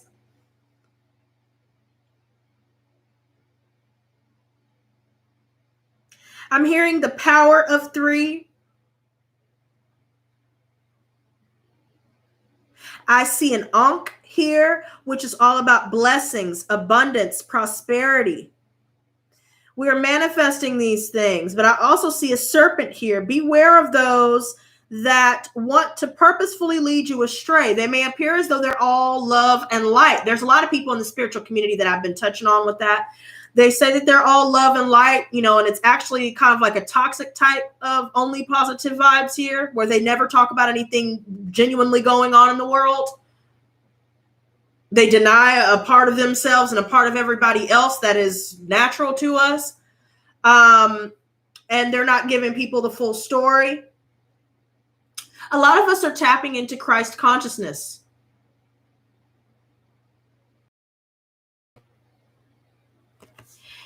Habisha, sweetie, I'm going to need your help. So I'm going to make you a moderator for a second, you guys, so I don't have to stop because these messages are coming in very quickly. If anybody else would like to be a moderator, please let me know. If you want to block this person, just hide user from channel. That'll take away the message and that'll keep them from coming back. Hide user from channel. But I don't really see that he's saying anything wrong necessarily. But if you feel like he's doing something, I'm going to trust your judgment. But Michael, I'm sorry. If you better make it clear, what are your intentions before you get blocked? Because we move very quickly in here. Phyllis said you did. Do you mean that you wanted to be a moderator? Because if so, we need to ask people's intentions. What is your purpose and business here? Are you here to listen to the message, or are you trying to do something else? Because if so, we move very quickly with trolls in here. We don't have time. Okay, so just make your position clear. And if not, we'll be happy to remove you. No, nothing personal, okay? Now, the world, you guys are dealing with definitely 3 people or more. Oh, she did. She blocked him. Oh, okay. Wait, how did you block him? No, you may have blocked him on your end. So I'm going to add you as a moderator. So that way, if you want to block him from the channel, you can do that as well. Guys, I also see a wand here. And it's funny because while we're talking about wands, this is what made me think of my selenite wand. I'd like to be a moderator. Sure, Trevor, Trevocally, thank you very much. She said, no, not now. Wait, you don't want to be a moderator? Girl, okay, well, you're already a moderator, so. Oh, she said, oh, not no. She said, oh, God, no. Phyllis, okay, well, fine. I'll take you off in a second. Damn. Wait, who's a troll?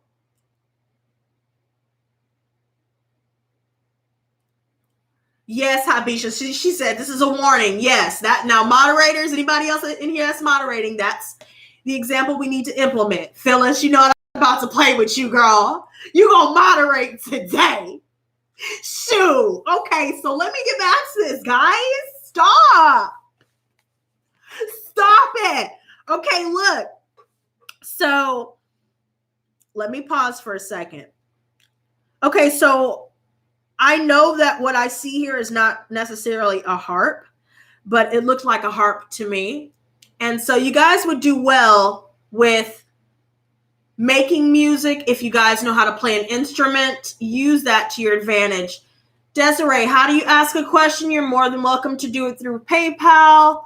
I also have Cash App and Venmo if you'd like to. Those are $20 if you do it this way. But if you would like a private reading, then I suggest that you go to my website, which is linked below. Moderators, I'll put this link in here so that way you are, you guys can copy the link and go from there. Now, oh, look, I'm over here taking Habisha's spotlight. Girl, you know what, baby? You got it. I'm going to let you do you, baby girl. Good job. I see you showing out, girl. All right. My girl doing it today, man. Okay, let's get into this. Now, the world. The cycle's complete, you guys.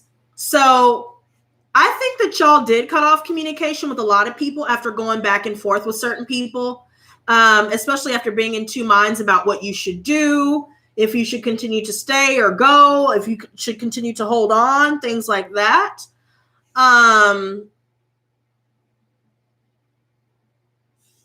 I feel like a lot of us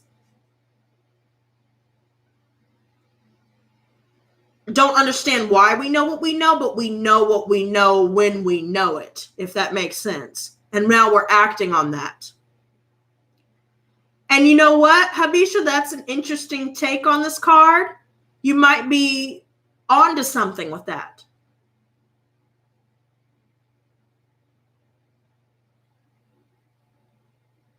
But yes, mentioning of the harp for sure. Music is the greatest outlet for any stressors. Some of you guys may be smoking on the peace pipe. Okay, guys, you know how I always talk about my ancestry.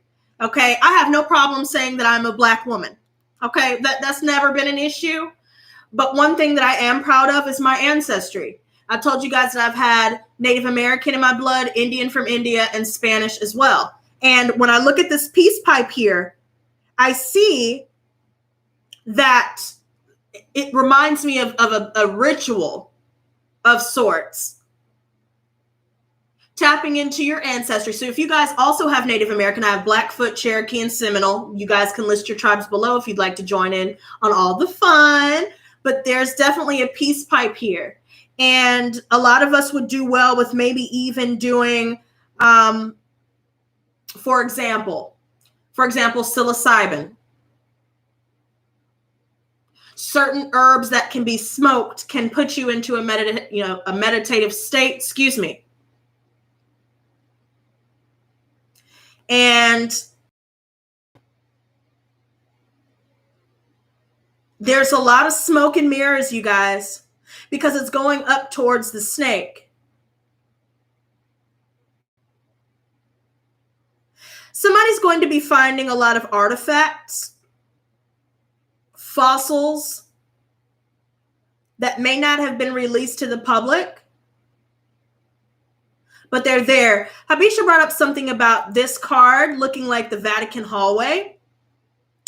Cycle's complete with that. And if it hasn't already been complete, it's on its way to being complete.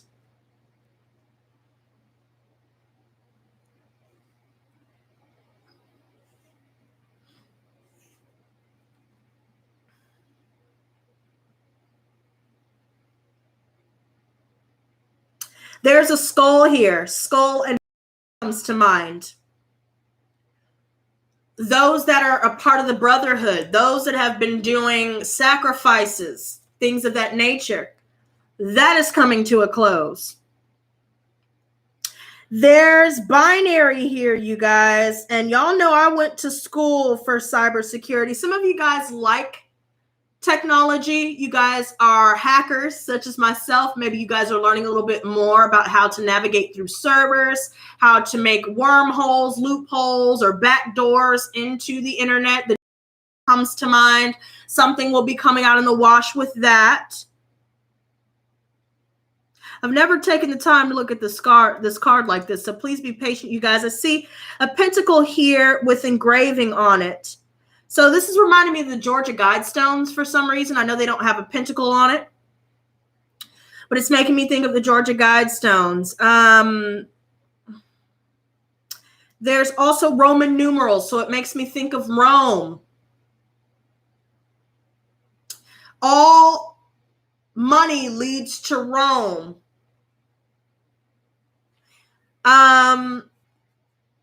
And all things lead back to Rome as well. I've heard that saying as well. I'm seeing that there's a portal opening. Okay, so everybody that's tapping into Christ consciousness right now, you're going to feel drained. So there may be some days where you feel like you didn't really do much. Maybe you wake up, or maybe you're having certain nightmares or whatever.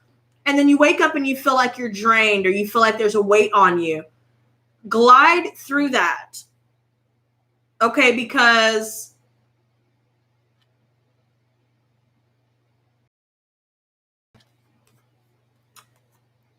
this is opening up your third eye. This is what, see, every time I see the top of this card, it always looks like an, and now I see why it has all those colors, and it's not your traditional eye. It encompasses all the colors of the rainbow. It's your third eye, your mind's eye. So everything that you're receiving through psychic downloads and through the divine, through your ancestors, through your guardian angels, you're gonna feel drained from time to time. Any insights that you have musically, if you guys like calligraphy, if you guys like technology, or whatever it is that your passion is, tap into it. And there's a reason why you feel drained. Some of you guys may have been having more pressure in your head, more migraines. Maybe you're feeling pain in the back of your head or on a specific side. Be sure to talk to your healthcare provider, specifically to make sure that it's nothing serious, of course. But for the most part, what I'm seeing energetically and spiritually is that your mind's eye is already opening, if it's not already open, and you're receiving a lot of information and light codes right now. So you're going to feel drained. And you're not going to know why. Some of you guys may wake up feeling fatigued. 44 likes. I love seeing that. 444 and 44. If you guys have been seeing a lot more of that number, keep in mind that you're on the right spiritual path. And if you haven't yet been seeing that number, trust me, you'll be seeing it soon. All of your dreams and goals will manifest into reality the more that you keep working towards your goals. If you need to take a rest, though, you need to listen to your body, especially with all that's being downloaded right now, because you are no good to anyone if you're pushing through just working for the sake of working, or because you feel like you need to get it done on this day. Sometimes your body is screaming at you to sit it on down for a minute. And I know a lot of people in my family, including myself, that have a really hard time sitting still. I get bored really easy, and that's probably my Gemini midheaven. I love to learn. I constantly need something stimulating me. And I think that's why I used to do harder drugs back in the day as well, is because I wasn't doing anything constructive with my time. I wasn't doing anything that I was passionate about. I wasn't, living in my calling. And so because I was bored, I was actively going out and trying to stimulate my mind in a superficial way, or in an artificial way rather. But I feel like being creative and taking rests with all these downloads coming through and learning binary, maybe you guys, Morse code comes to mind. Some of you guys may be receiving Morse code through rhythms of nature. So if you're hearing birds tapping, certain songs, certain things within rhythm, all of this is calculations, you guys. All of this is coming in quick. So please bear with me if it sounds a little all over the place.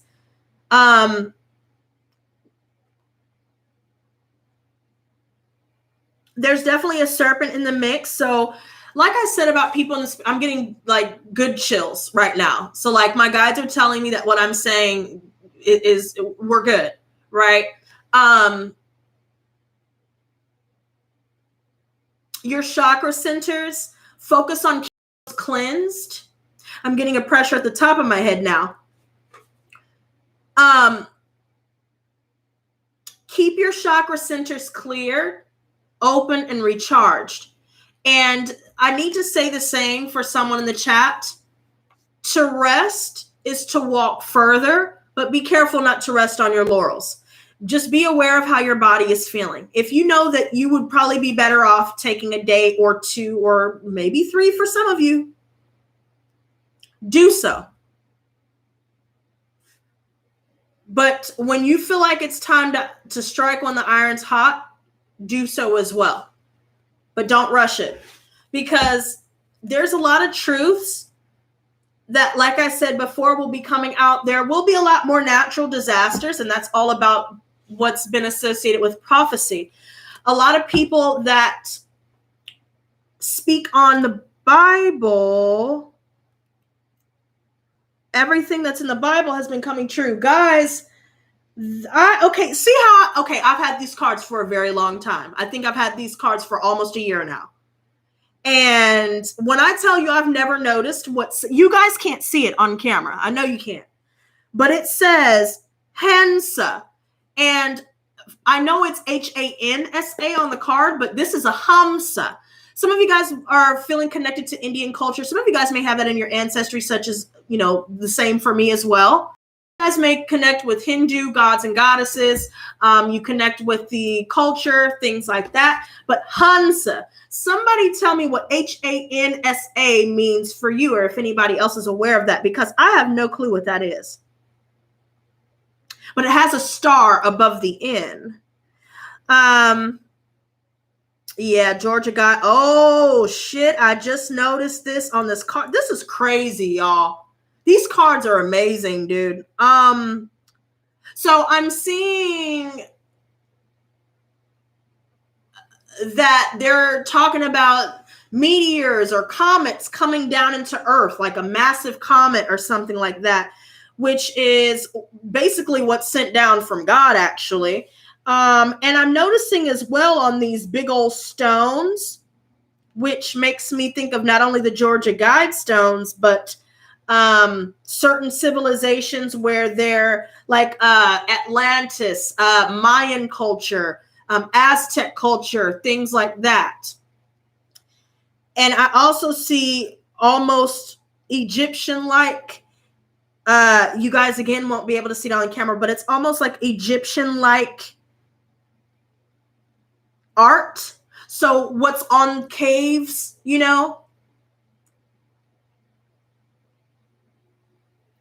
that's what it looks like here. And it's 2 people facing each other. One looks like they're passing something to someone else. I feel like a lot of people need to be careful with getting fallen angels confused with God's angels.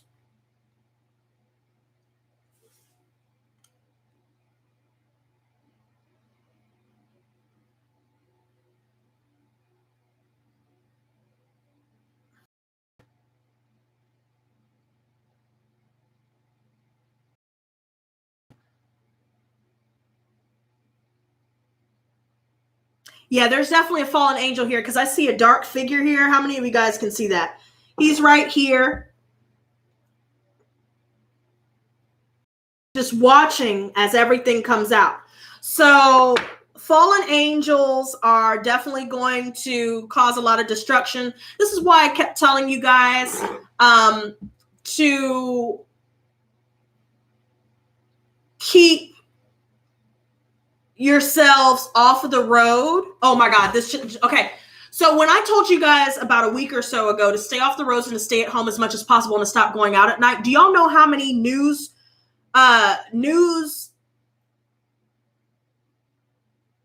articles came out, especially in my area and even in other areas where people were found deceased in their cars, deceased in their homes. Somebody was followed in their car and shot at in the evening, things like that.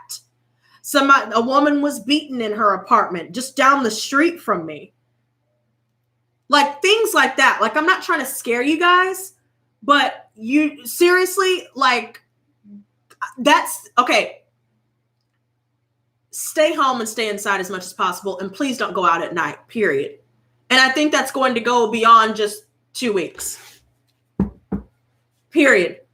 And it's weird because there was even a football player, if I'm not mistaken, that was driving somewhere. And I think he got in a wreck or something like that and unfortunately passed away. He was driving at night. I kept saying I was seeing car crashes, motorcycle crashes, suicides, homicides, and all of these different things. And I wasn't trying to sound negative or any of that, but I'm telling you, I was like, why the hell am I thinking this? And my guys was just like, look, just tell the message like you're supposed to and leave it at that. And when I did, all this other stuff started coming out. A lot more people have been saying, don't answer the door. I'm already not going to be answering the door, and I'm already going to be calling the police if anybody hops up and pops up at my place. I don't leave the house, even if y'all are taking out the trash or whatever it is that y'all got to do it during the day. And if you got to wait until the next day, wait until the next day. Carry your pepper spray, your taser, and a pocket knife or whatever it is that you need, because that's what I have it on me at all times. So a lot of people may think my readings may be negative. No, sweetie. They're not negative at all. They're just real. I'm not trying to bring down anybody, but I'm not going to withhold information that could possibly save somebody's life. Let's cut this deck here, y'all. Oh, I love seeing this card, though. Now, how many of y'all love this card? This was actually what drew me to want to get this deck. And matter of fact, you guys, for those that don't know this deck is called the Starman Tarot. And these images were actually ideas for David Bowie, one of his albums, that they were just kind of playing with. And the artist decided, as a tribute to him and as well as just kind of expanding on his creations, he decided to turn it into a tarot deck. Okay, so this just came through. So I brought up David Bowie. See how all this information is coming? We're going to be on here for a while, you guys. So get some popcorn and tea. So lately I had a dream about Prince. And how many of you guys have seen Purple Rain, right? If you guys look at that movie and you go to Spooky Electric Exposed, which is a channel on here, and she goes into his death and how they already knew what was going to happen. Prince already knew what was going to happen to him before it happened, way ahead of time. There was a line in his song, Let's Go Crazy. Something, something, something, this elevator won't break us down. Hey, oh, let's go. Do y'all believe what I'm telling y'all? That they knew already. And this man did pass away in an elevator. Gematria was involved with this from the very beginning. All of the things that he had to do, you know, I mean, y'all, this is getting deep, man. Prince came to me in my dreams. And we had a very short encounter. I don't know if it was because Poppy popped up in the dream. He normally really doesn't go into my dreams like that. But he came to me. And this was after I had watched Purple Rain for the first time. Okay, because I had never seen it before until I saw it was on Netflix. Y'all go check it out if you haven't seen it. And I'm not going to lie, I ended up falling in love with the guy.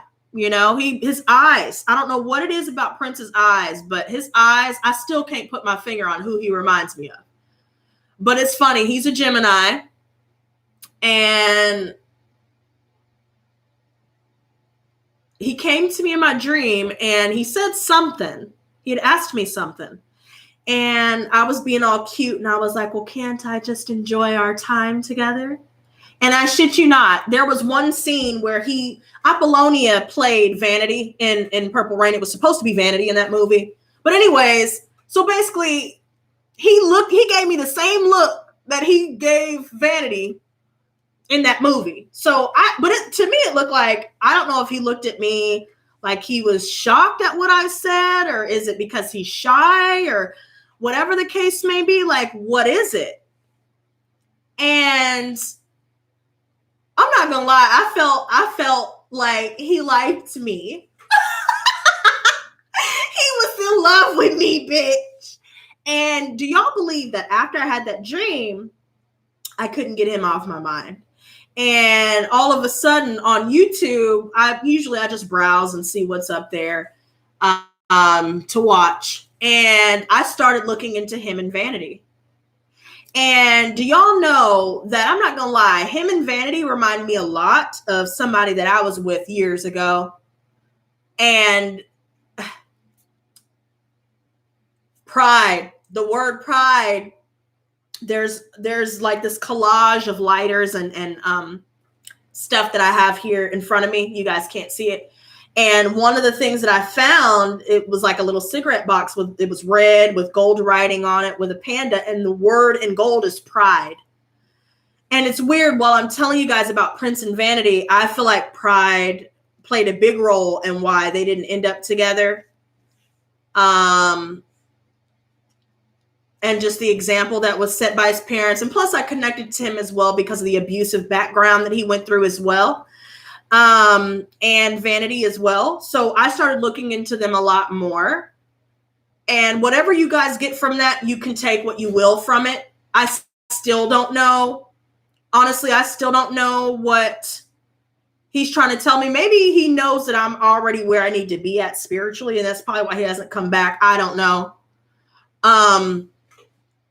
But Vanity came to me as well.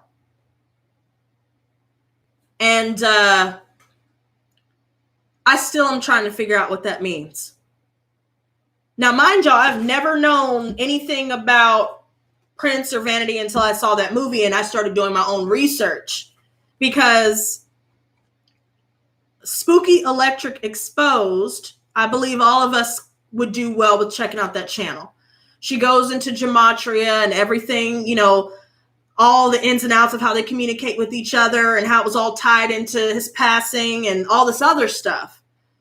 But it's like one of the missing puzzle pieces to what we're dealing with currently, if that makes sense. Okay. Now, Ten of Wands reversed. So a lot of us right now would do well with seriously getting some rest. Okay.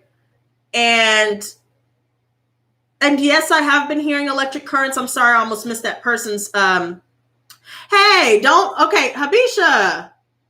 Lilo MS Sunshine is cool, girl. She's fine.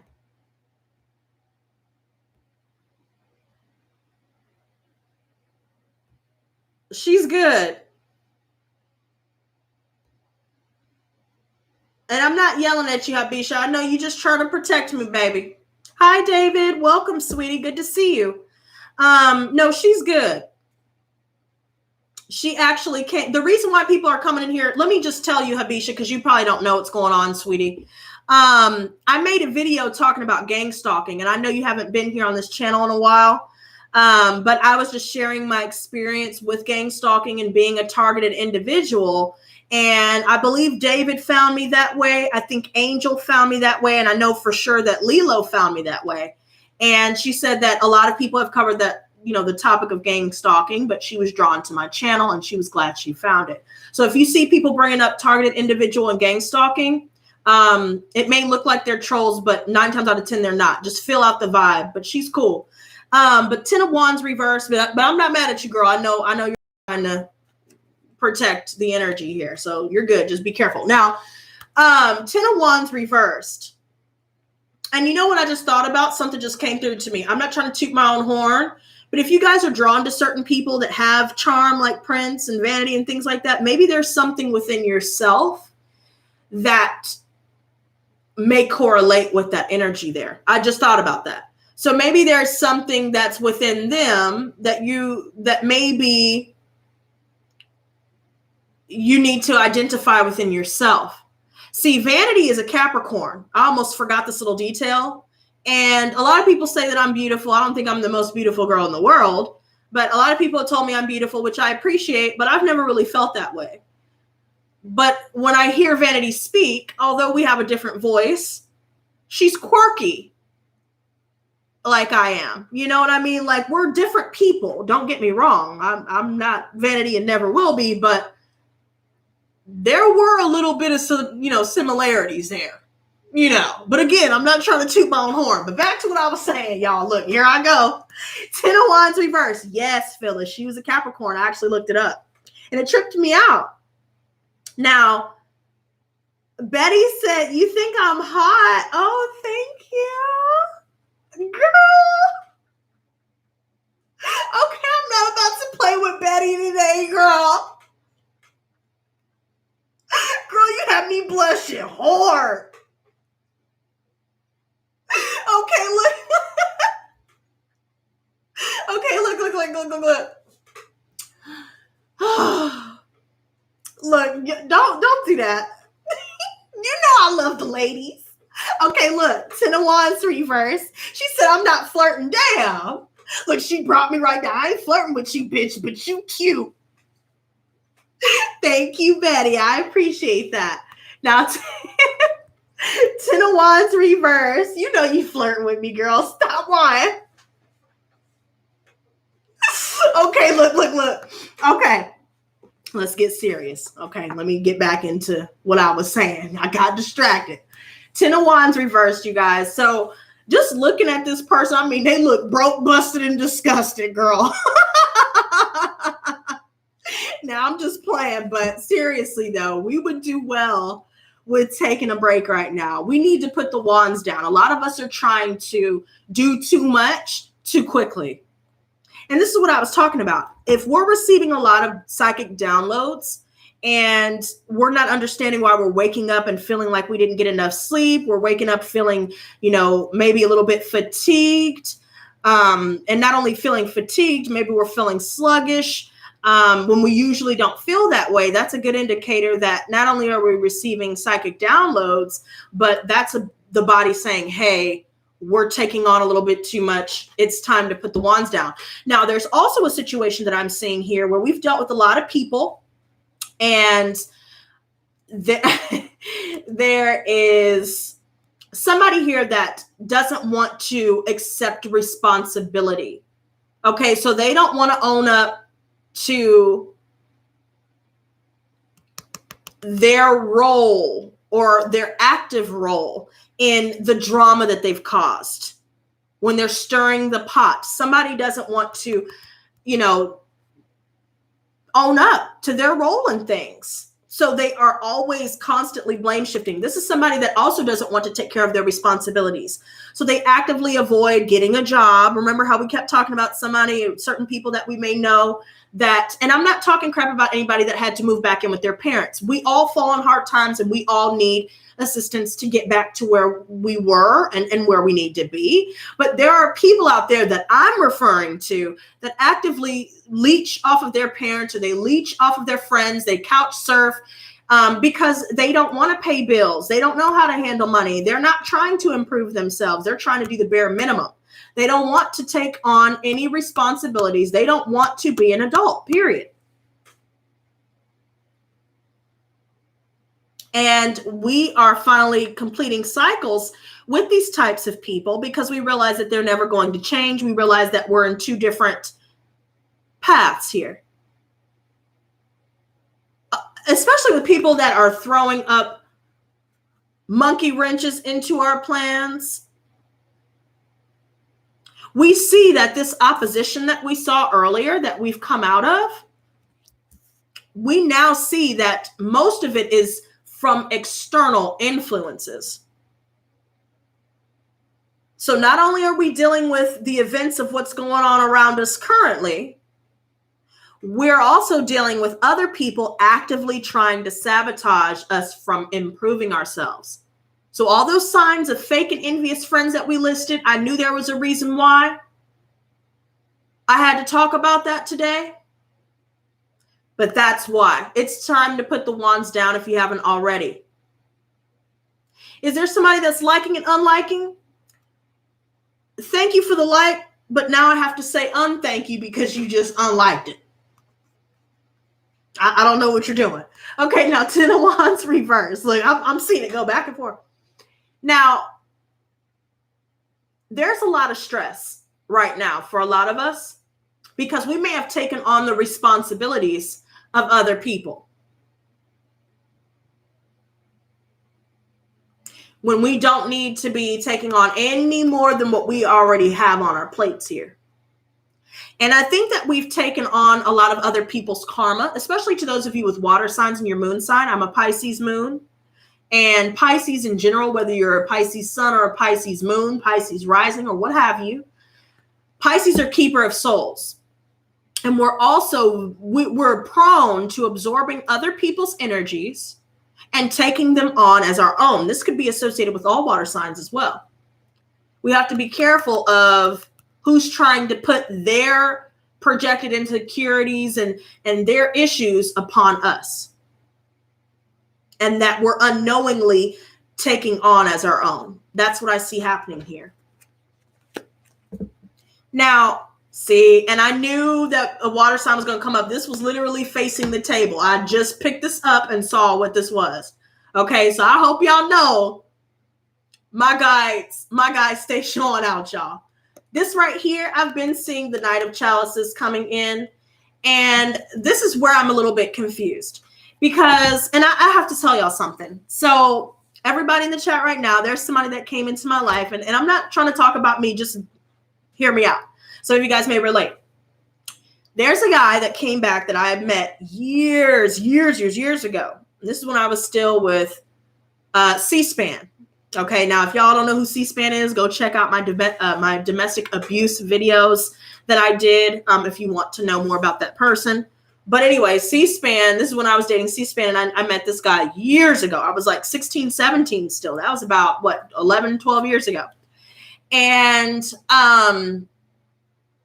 somehow me and this guy reconnected. And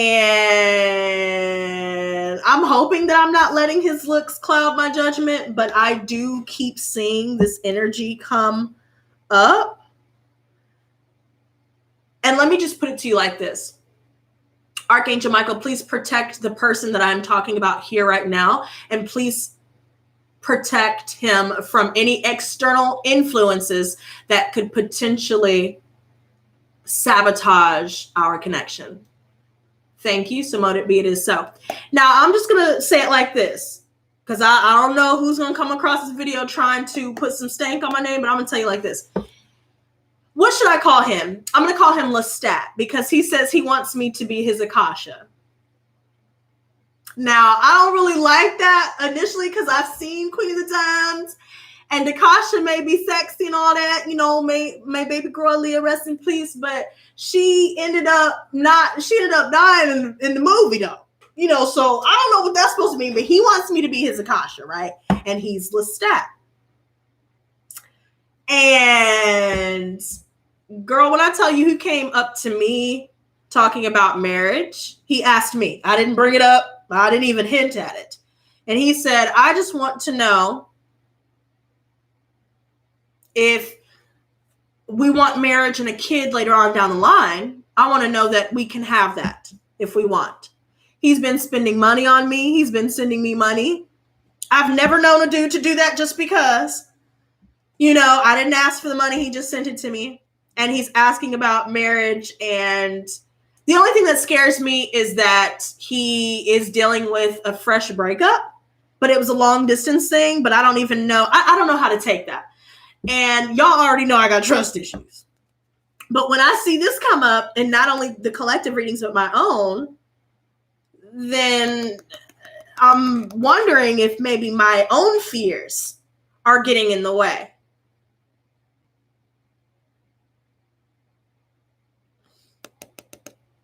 Because look at this. And I'm not going to lie, I would love to be his wife. I was being really playful and cheeky. He was like, well, you would look really cute with a wedding ring. And I was like, well, then maybe you should get me one. And he said, well, that's not out of the question. Let's just see how this plays out. Now, when he said that, let's see how this plays out, then I'm like, well, damn, you were looking good and sounding good for a second. But which is it? Because if you're going to marry me, you need to do it now. I'm just playing. Okay. Now, here's the thing, though. I will say this, and this is the last time I'm going to talk about myself in this situation. I'm sorry, y'all, but I have to say this because maybe y'all can help me with your intuition. Listen, so I told him yesterday, I had a little attitude, I ain't going to lie. And I felt so bad. I wasn't like a bitch to him, but I was just kind of like sassy with it, right? And I was like, I think that we should take some time to get over our exes, you know what I mean, on our own. And so he said, okay, I agree, I guess. And then he said, I really want to move on. And so rather than pushing the issue, because really I said what I said just to kind of test. I'm always testing people. I ain't gonna lie to you. I blame my Virgo rising for that. But when he said that he really wants to move on, and he spoke up about it rather than just saying, okay, I guess, and then leaving it like that.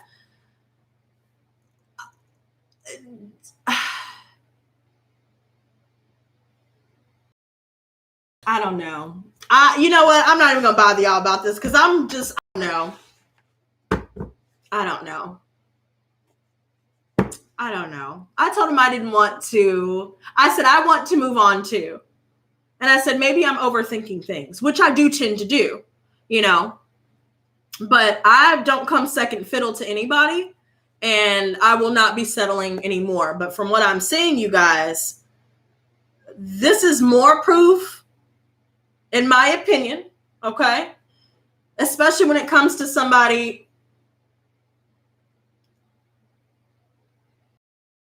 that may be coming in that you may have already known in the past, and maybe you guys are starting to, discover some romantic feelings between you guys, or this is somebody that's really wanting to take action. He's been also saying a lot about how he wants to take me out and all this other stuff, but he has to wait because of everything that's going on, and he wants the lockdown and all that to be lifted, and talking about how he'd take me to like antique shopping and all this stuff. He would take me to a nice restaurant and, okay,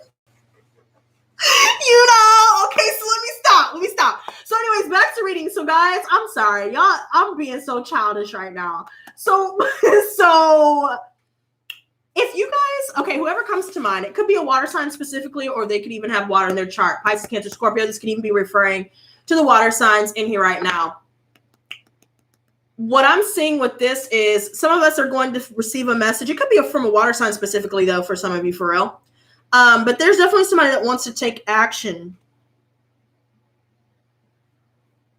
on taking us out on a date. They could be sending us some money, sending us flowers, sending us a gift, letting us know that they're thinking about us.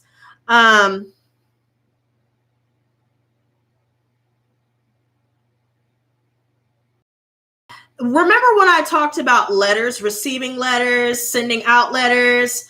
I'm seeing this again. So somebody's going to take action. Some of you guys may be a little bit confused because somebody's not speaking up right now. This just came through. But now I think that they will be taking action moving forward, especially the more that we exude this type of energy, which is patience. and we display a silent sense of strength. So we're not really getting all, anxious and nervous when we don't hear from someone that's interested in us or that we're interested in, and we let them miss us. That's what I'm saying. Then we will let them show just how serious they are by them taking action on their own accord. That's what I'm saying. I'm also saying that somebody is genuinely interested, going to act on this interest. I'm also feeling like there's somebody that really likes the color blue, because I'm seeing a lot of blue. So it might be somebody that likes dark blue or light blue, baby blue.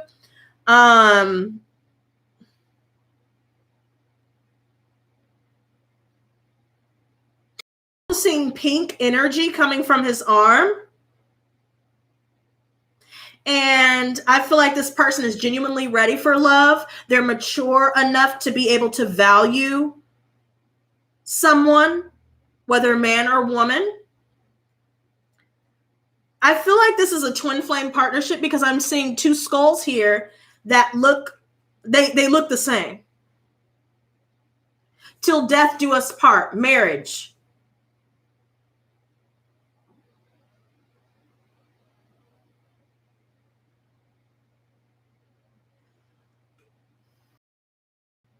Somebody is really thinking about us right now. Somebody really likes our body.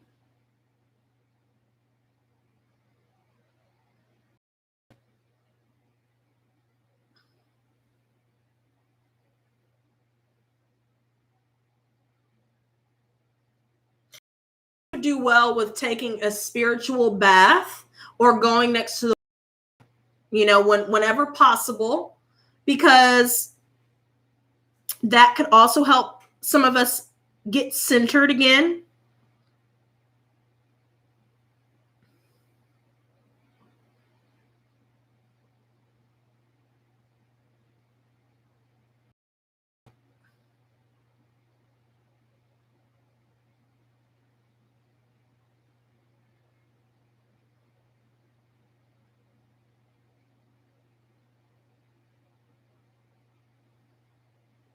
This is a really interesting card, you guys.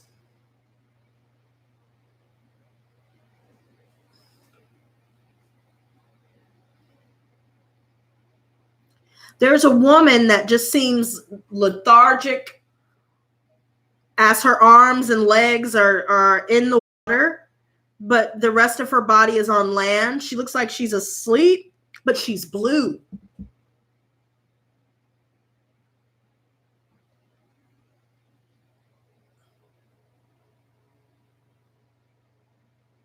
Almost like she's lying in wait.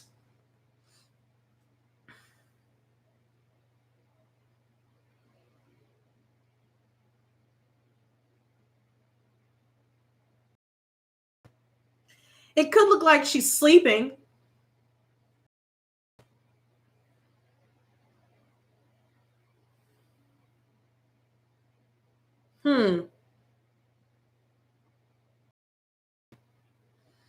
Yeah, if somebody wants to take us out on a date, they doing so. This card especially, like I was saying earlier about how this drew me. This is a sacred clown, which is basically the fool in this deck. And this is all about taking a leap of faith. So you said, oh, like an avatar, Habisha? I believe so, kind of. She's a little bit lighter, though, but that's interesting that you bring that up. I see here that there are a lot of traps here. Oh, there's a diamond in one of them. The trappings of material things, wealth, the trappings of success. We need not allow ourselves to get swept up and swept away by this. A lot of us are starting to step into our light body because it looks like he's integrated the shadow enough to where he's now coming into his light body. Phyllis Glenn, that is okay. I know this has been going on for a while. But there are a lot of messages, sweetie. You can always come back if you want to, but enjoy the rest of your day, and we will see you soon. Now, I'm seeing graffiti. There may be somebody in here that is a painter or a graffiti artist.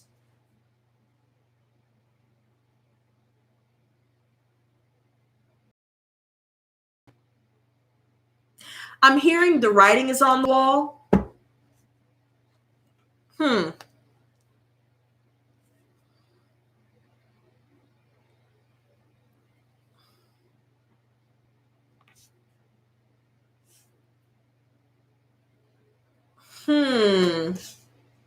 Oh my God. Okay. Now here, you guys, I feel bad for keeping y'all waiting.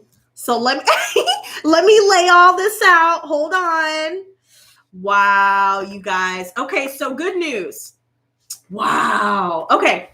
So remember how I brought up air signs. So we already said Gemini, Libra, Aquarius. We have Leo, Taurus, and Scorpio. So if you guys are dealing with those signs specifically, it may be Aquarius, Scorpio, Leo, or Taurus. You could have those signs in your chart. But I also see Pisces, Cancer, and of course, Gemini and Libra. Now, and thank you, Habisha. Yeah, I ate before I did this, so I'm okay for a little bit longer. I'm going to wrap this up soon. But thank you, Sweet Pea. There's definitely going to be a decision where somebody is going to decide to take a leap of faith. So whether that's you or whether that's somebody else that you're involved in, especially if it's a romantic interest. But I also see that a lot of us are making a lot of money right now. So if we are working towards our creative pursuits and we are turning our hobbies into a side hustle or a career, these things are working in our favor, and we're seeing a lot of progress with this.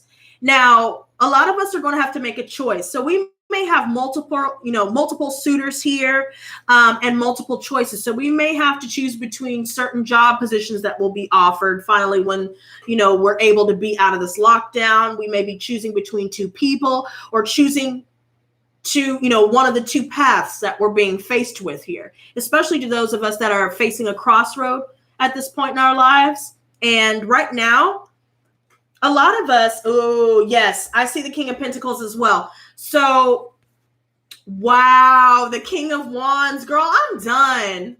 So, okay, listen. So all signs are here, you guys. It's over with. It's a wrap. There's somebody that is ready to start a family. A lot of you are going to receive word from managers of certain companies here. If you guys have been looking for work from home positions, if you guys have been looking for other opportunities here, monetary wise, things will go in your favor. Okay, I see that you guys are maintaining your control when it comes to your money. There could be someone here that may be a little bit older than us. Some of us could be speaking to someone, maybe our grandparent here.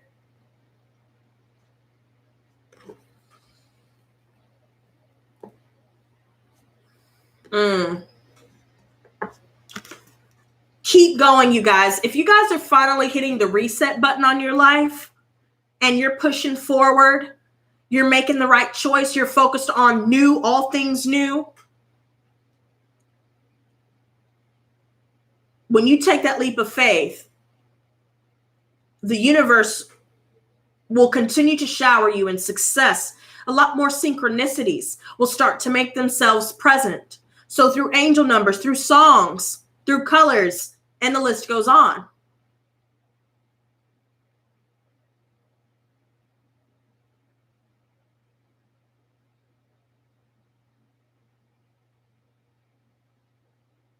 Go into whatever you're being offered with a sense of childlike wonder. That's what I'm getting. So love like you've never been hurt type of energy. Now, I will say this, there's some conflict brewing. Somebody's just trying to hurt you. It could be a fire or an earth sign specifically, or someone within your family or the workplace that's trying to cause problems, or maybe they've been trying to silently compete with you in some way. Maybe some of the ladies out there may be coming across certain men that try to compete with their love interests for some reason. Or this could be vice versa. Some of you men are coming across women that are trying to silently compete with you. There could also be a situation where there are certain men that we've dealt with in the past that we've walked away from that have tried to triangulate us in some way. But because we've been patient, because we've decided to choose ourselves and to move forward on our own and to not really depend on others' validation, approval, and so on and so forth, I see that because we're staying out of the arguing and the pettiness and the BS, we will come out on top here. But a lot of one-upsmanship, you guys. So there could be, some of you guys could be dealing with certain guys, like for the ladies out there, maybe guys are fighting over you. And for the men out there, maybe there are certain women fighting over you. And maybe you guys may decide, I don't want to deal with that because it may be flattering in the moment, but I'd rather have somebody that's mature enough to know that they got me or I got them or whatever the case may be with that.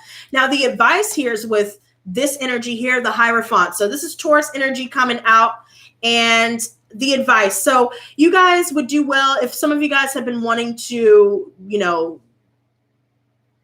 seek out mentorship, seek out a spiritual advisor. If you guys have been focusing on wanting a more committed relationship, maybe you guys are done with situationships where it's just like a friends with benefits thing. Maybe you guys have decided to stay celibate, things like that.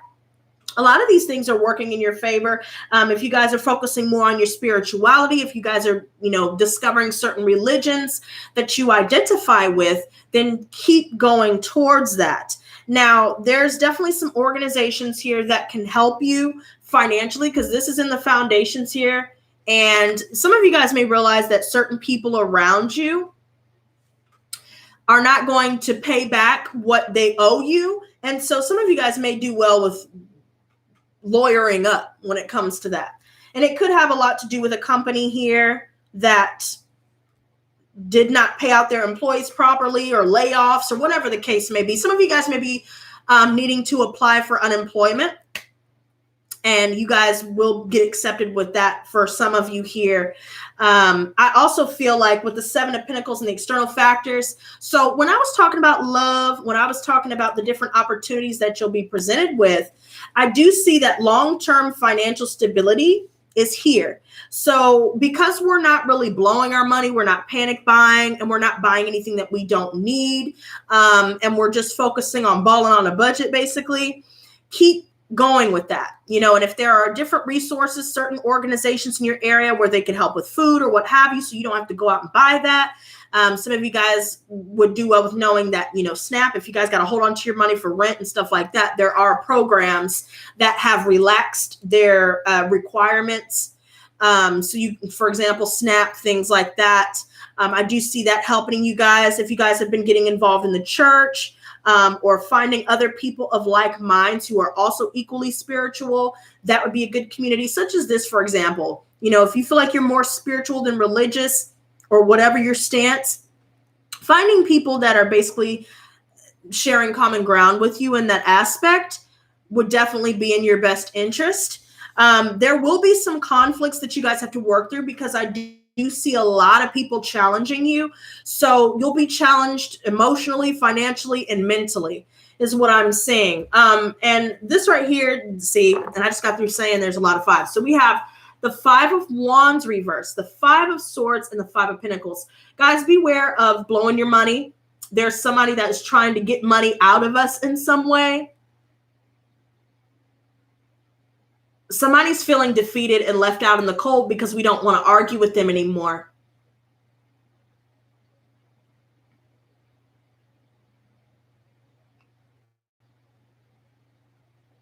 Somebody has been trying to start conflict to bring you down, to cause you pain. They'll say anything so that they appear as though they're on the winning end or they're above everybody. They have the upper hand, but they're the ones that will be defeated in the end.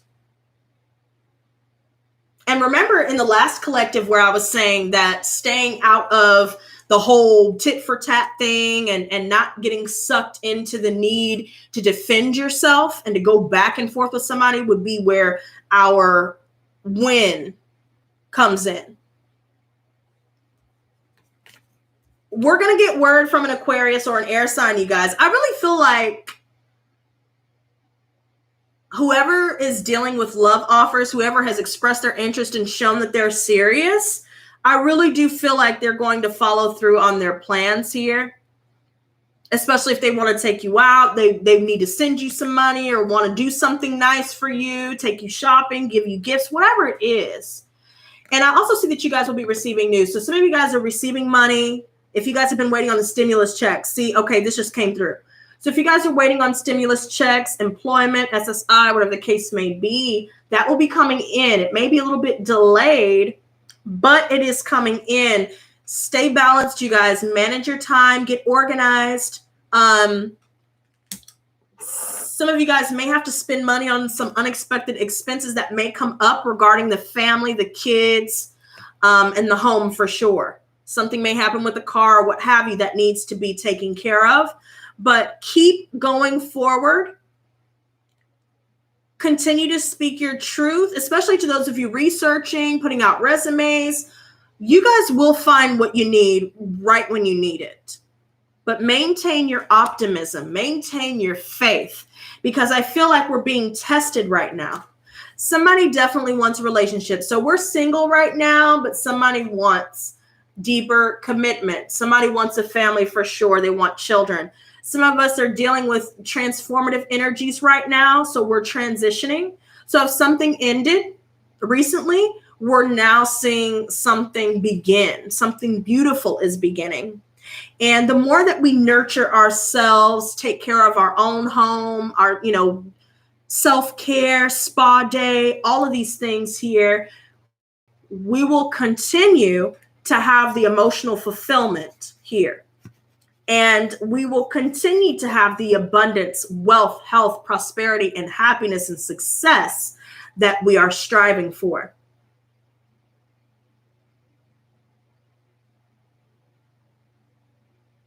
I'm hearing give it time. See, and that goes back to the whole strength. So patience is the key right now, you guys. Now, just to wrap this up, I did not realize this was almost three hours. Y'all are so badass for chilling with me. Thank you. But this hopes and fears, 4 of chalices reversed. Now, what I'm seeing with this is don't allow your insecurities to get in the way. And don't isolate yourself if somebody is interested in you.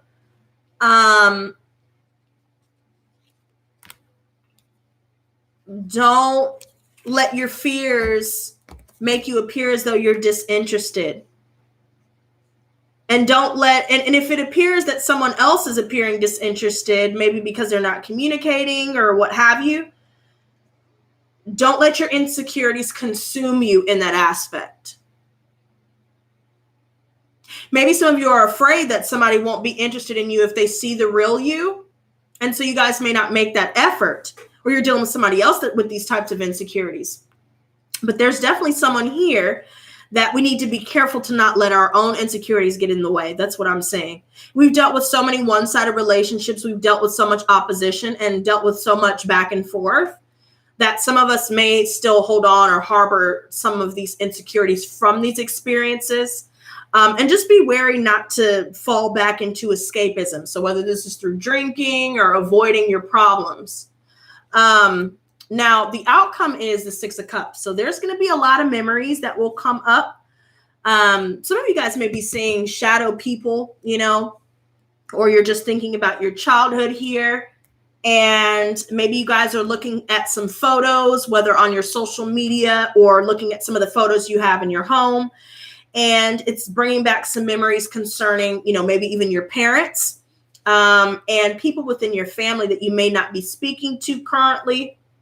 But I do feel like right now, the more that we continue to do what we need to do for ourselves and to replenish our energy reserves and to focus on that more than ever, whatever comes through, whatever memories we have to rehash or what have you, will be more therapeutic than anything else. And somebody will be coming back. So you guys will be getting a letter from somebody, from your childhood. It could be a childhood friend or someone that you've known from a long time ago. And it could even turn into a love partnership for some of you that applies to. Just know the wheel is here and judgment. And that is about as far as I'm willing to go for today. That is as far as I'm willing to go, you guys. The wheel is turning in your favor. So the karmic cycle is complete. Continue to take care of yourself. Don't worry about everybody else for the time being. Get some rest, and just be patient to wait for your blessings, your money, your opportunities, your health, wealth, happiness, love.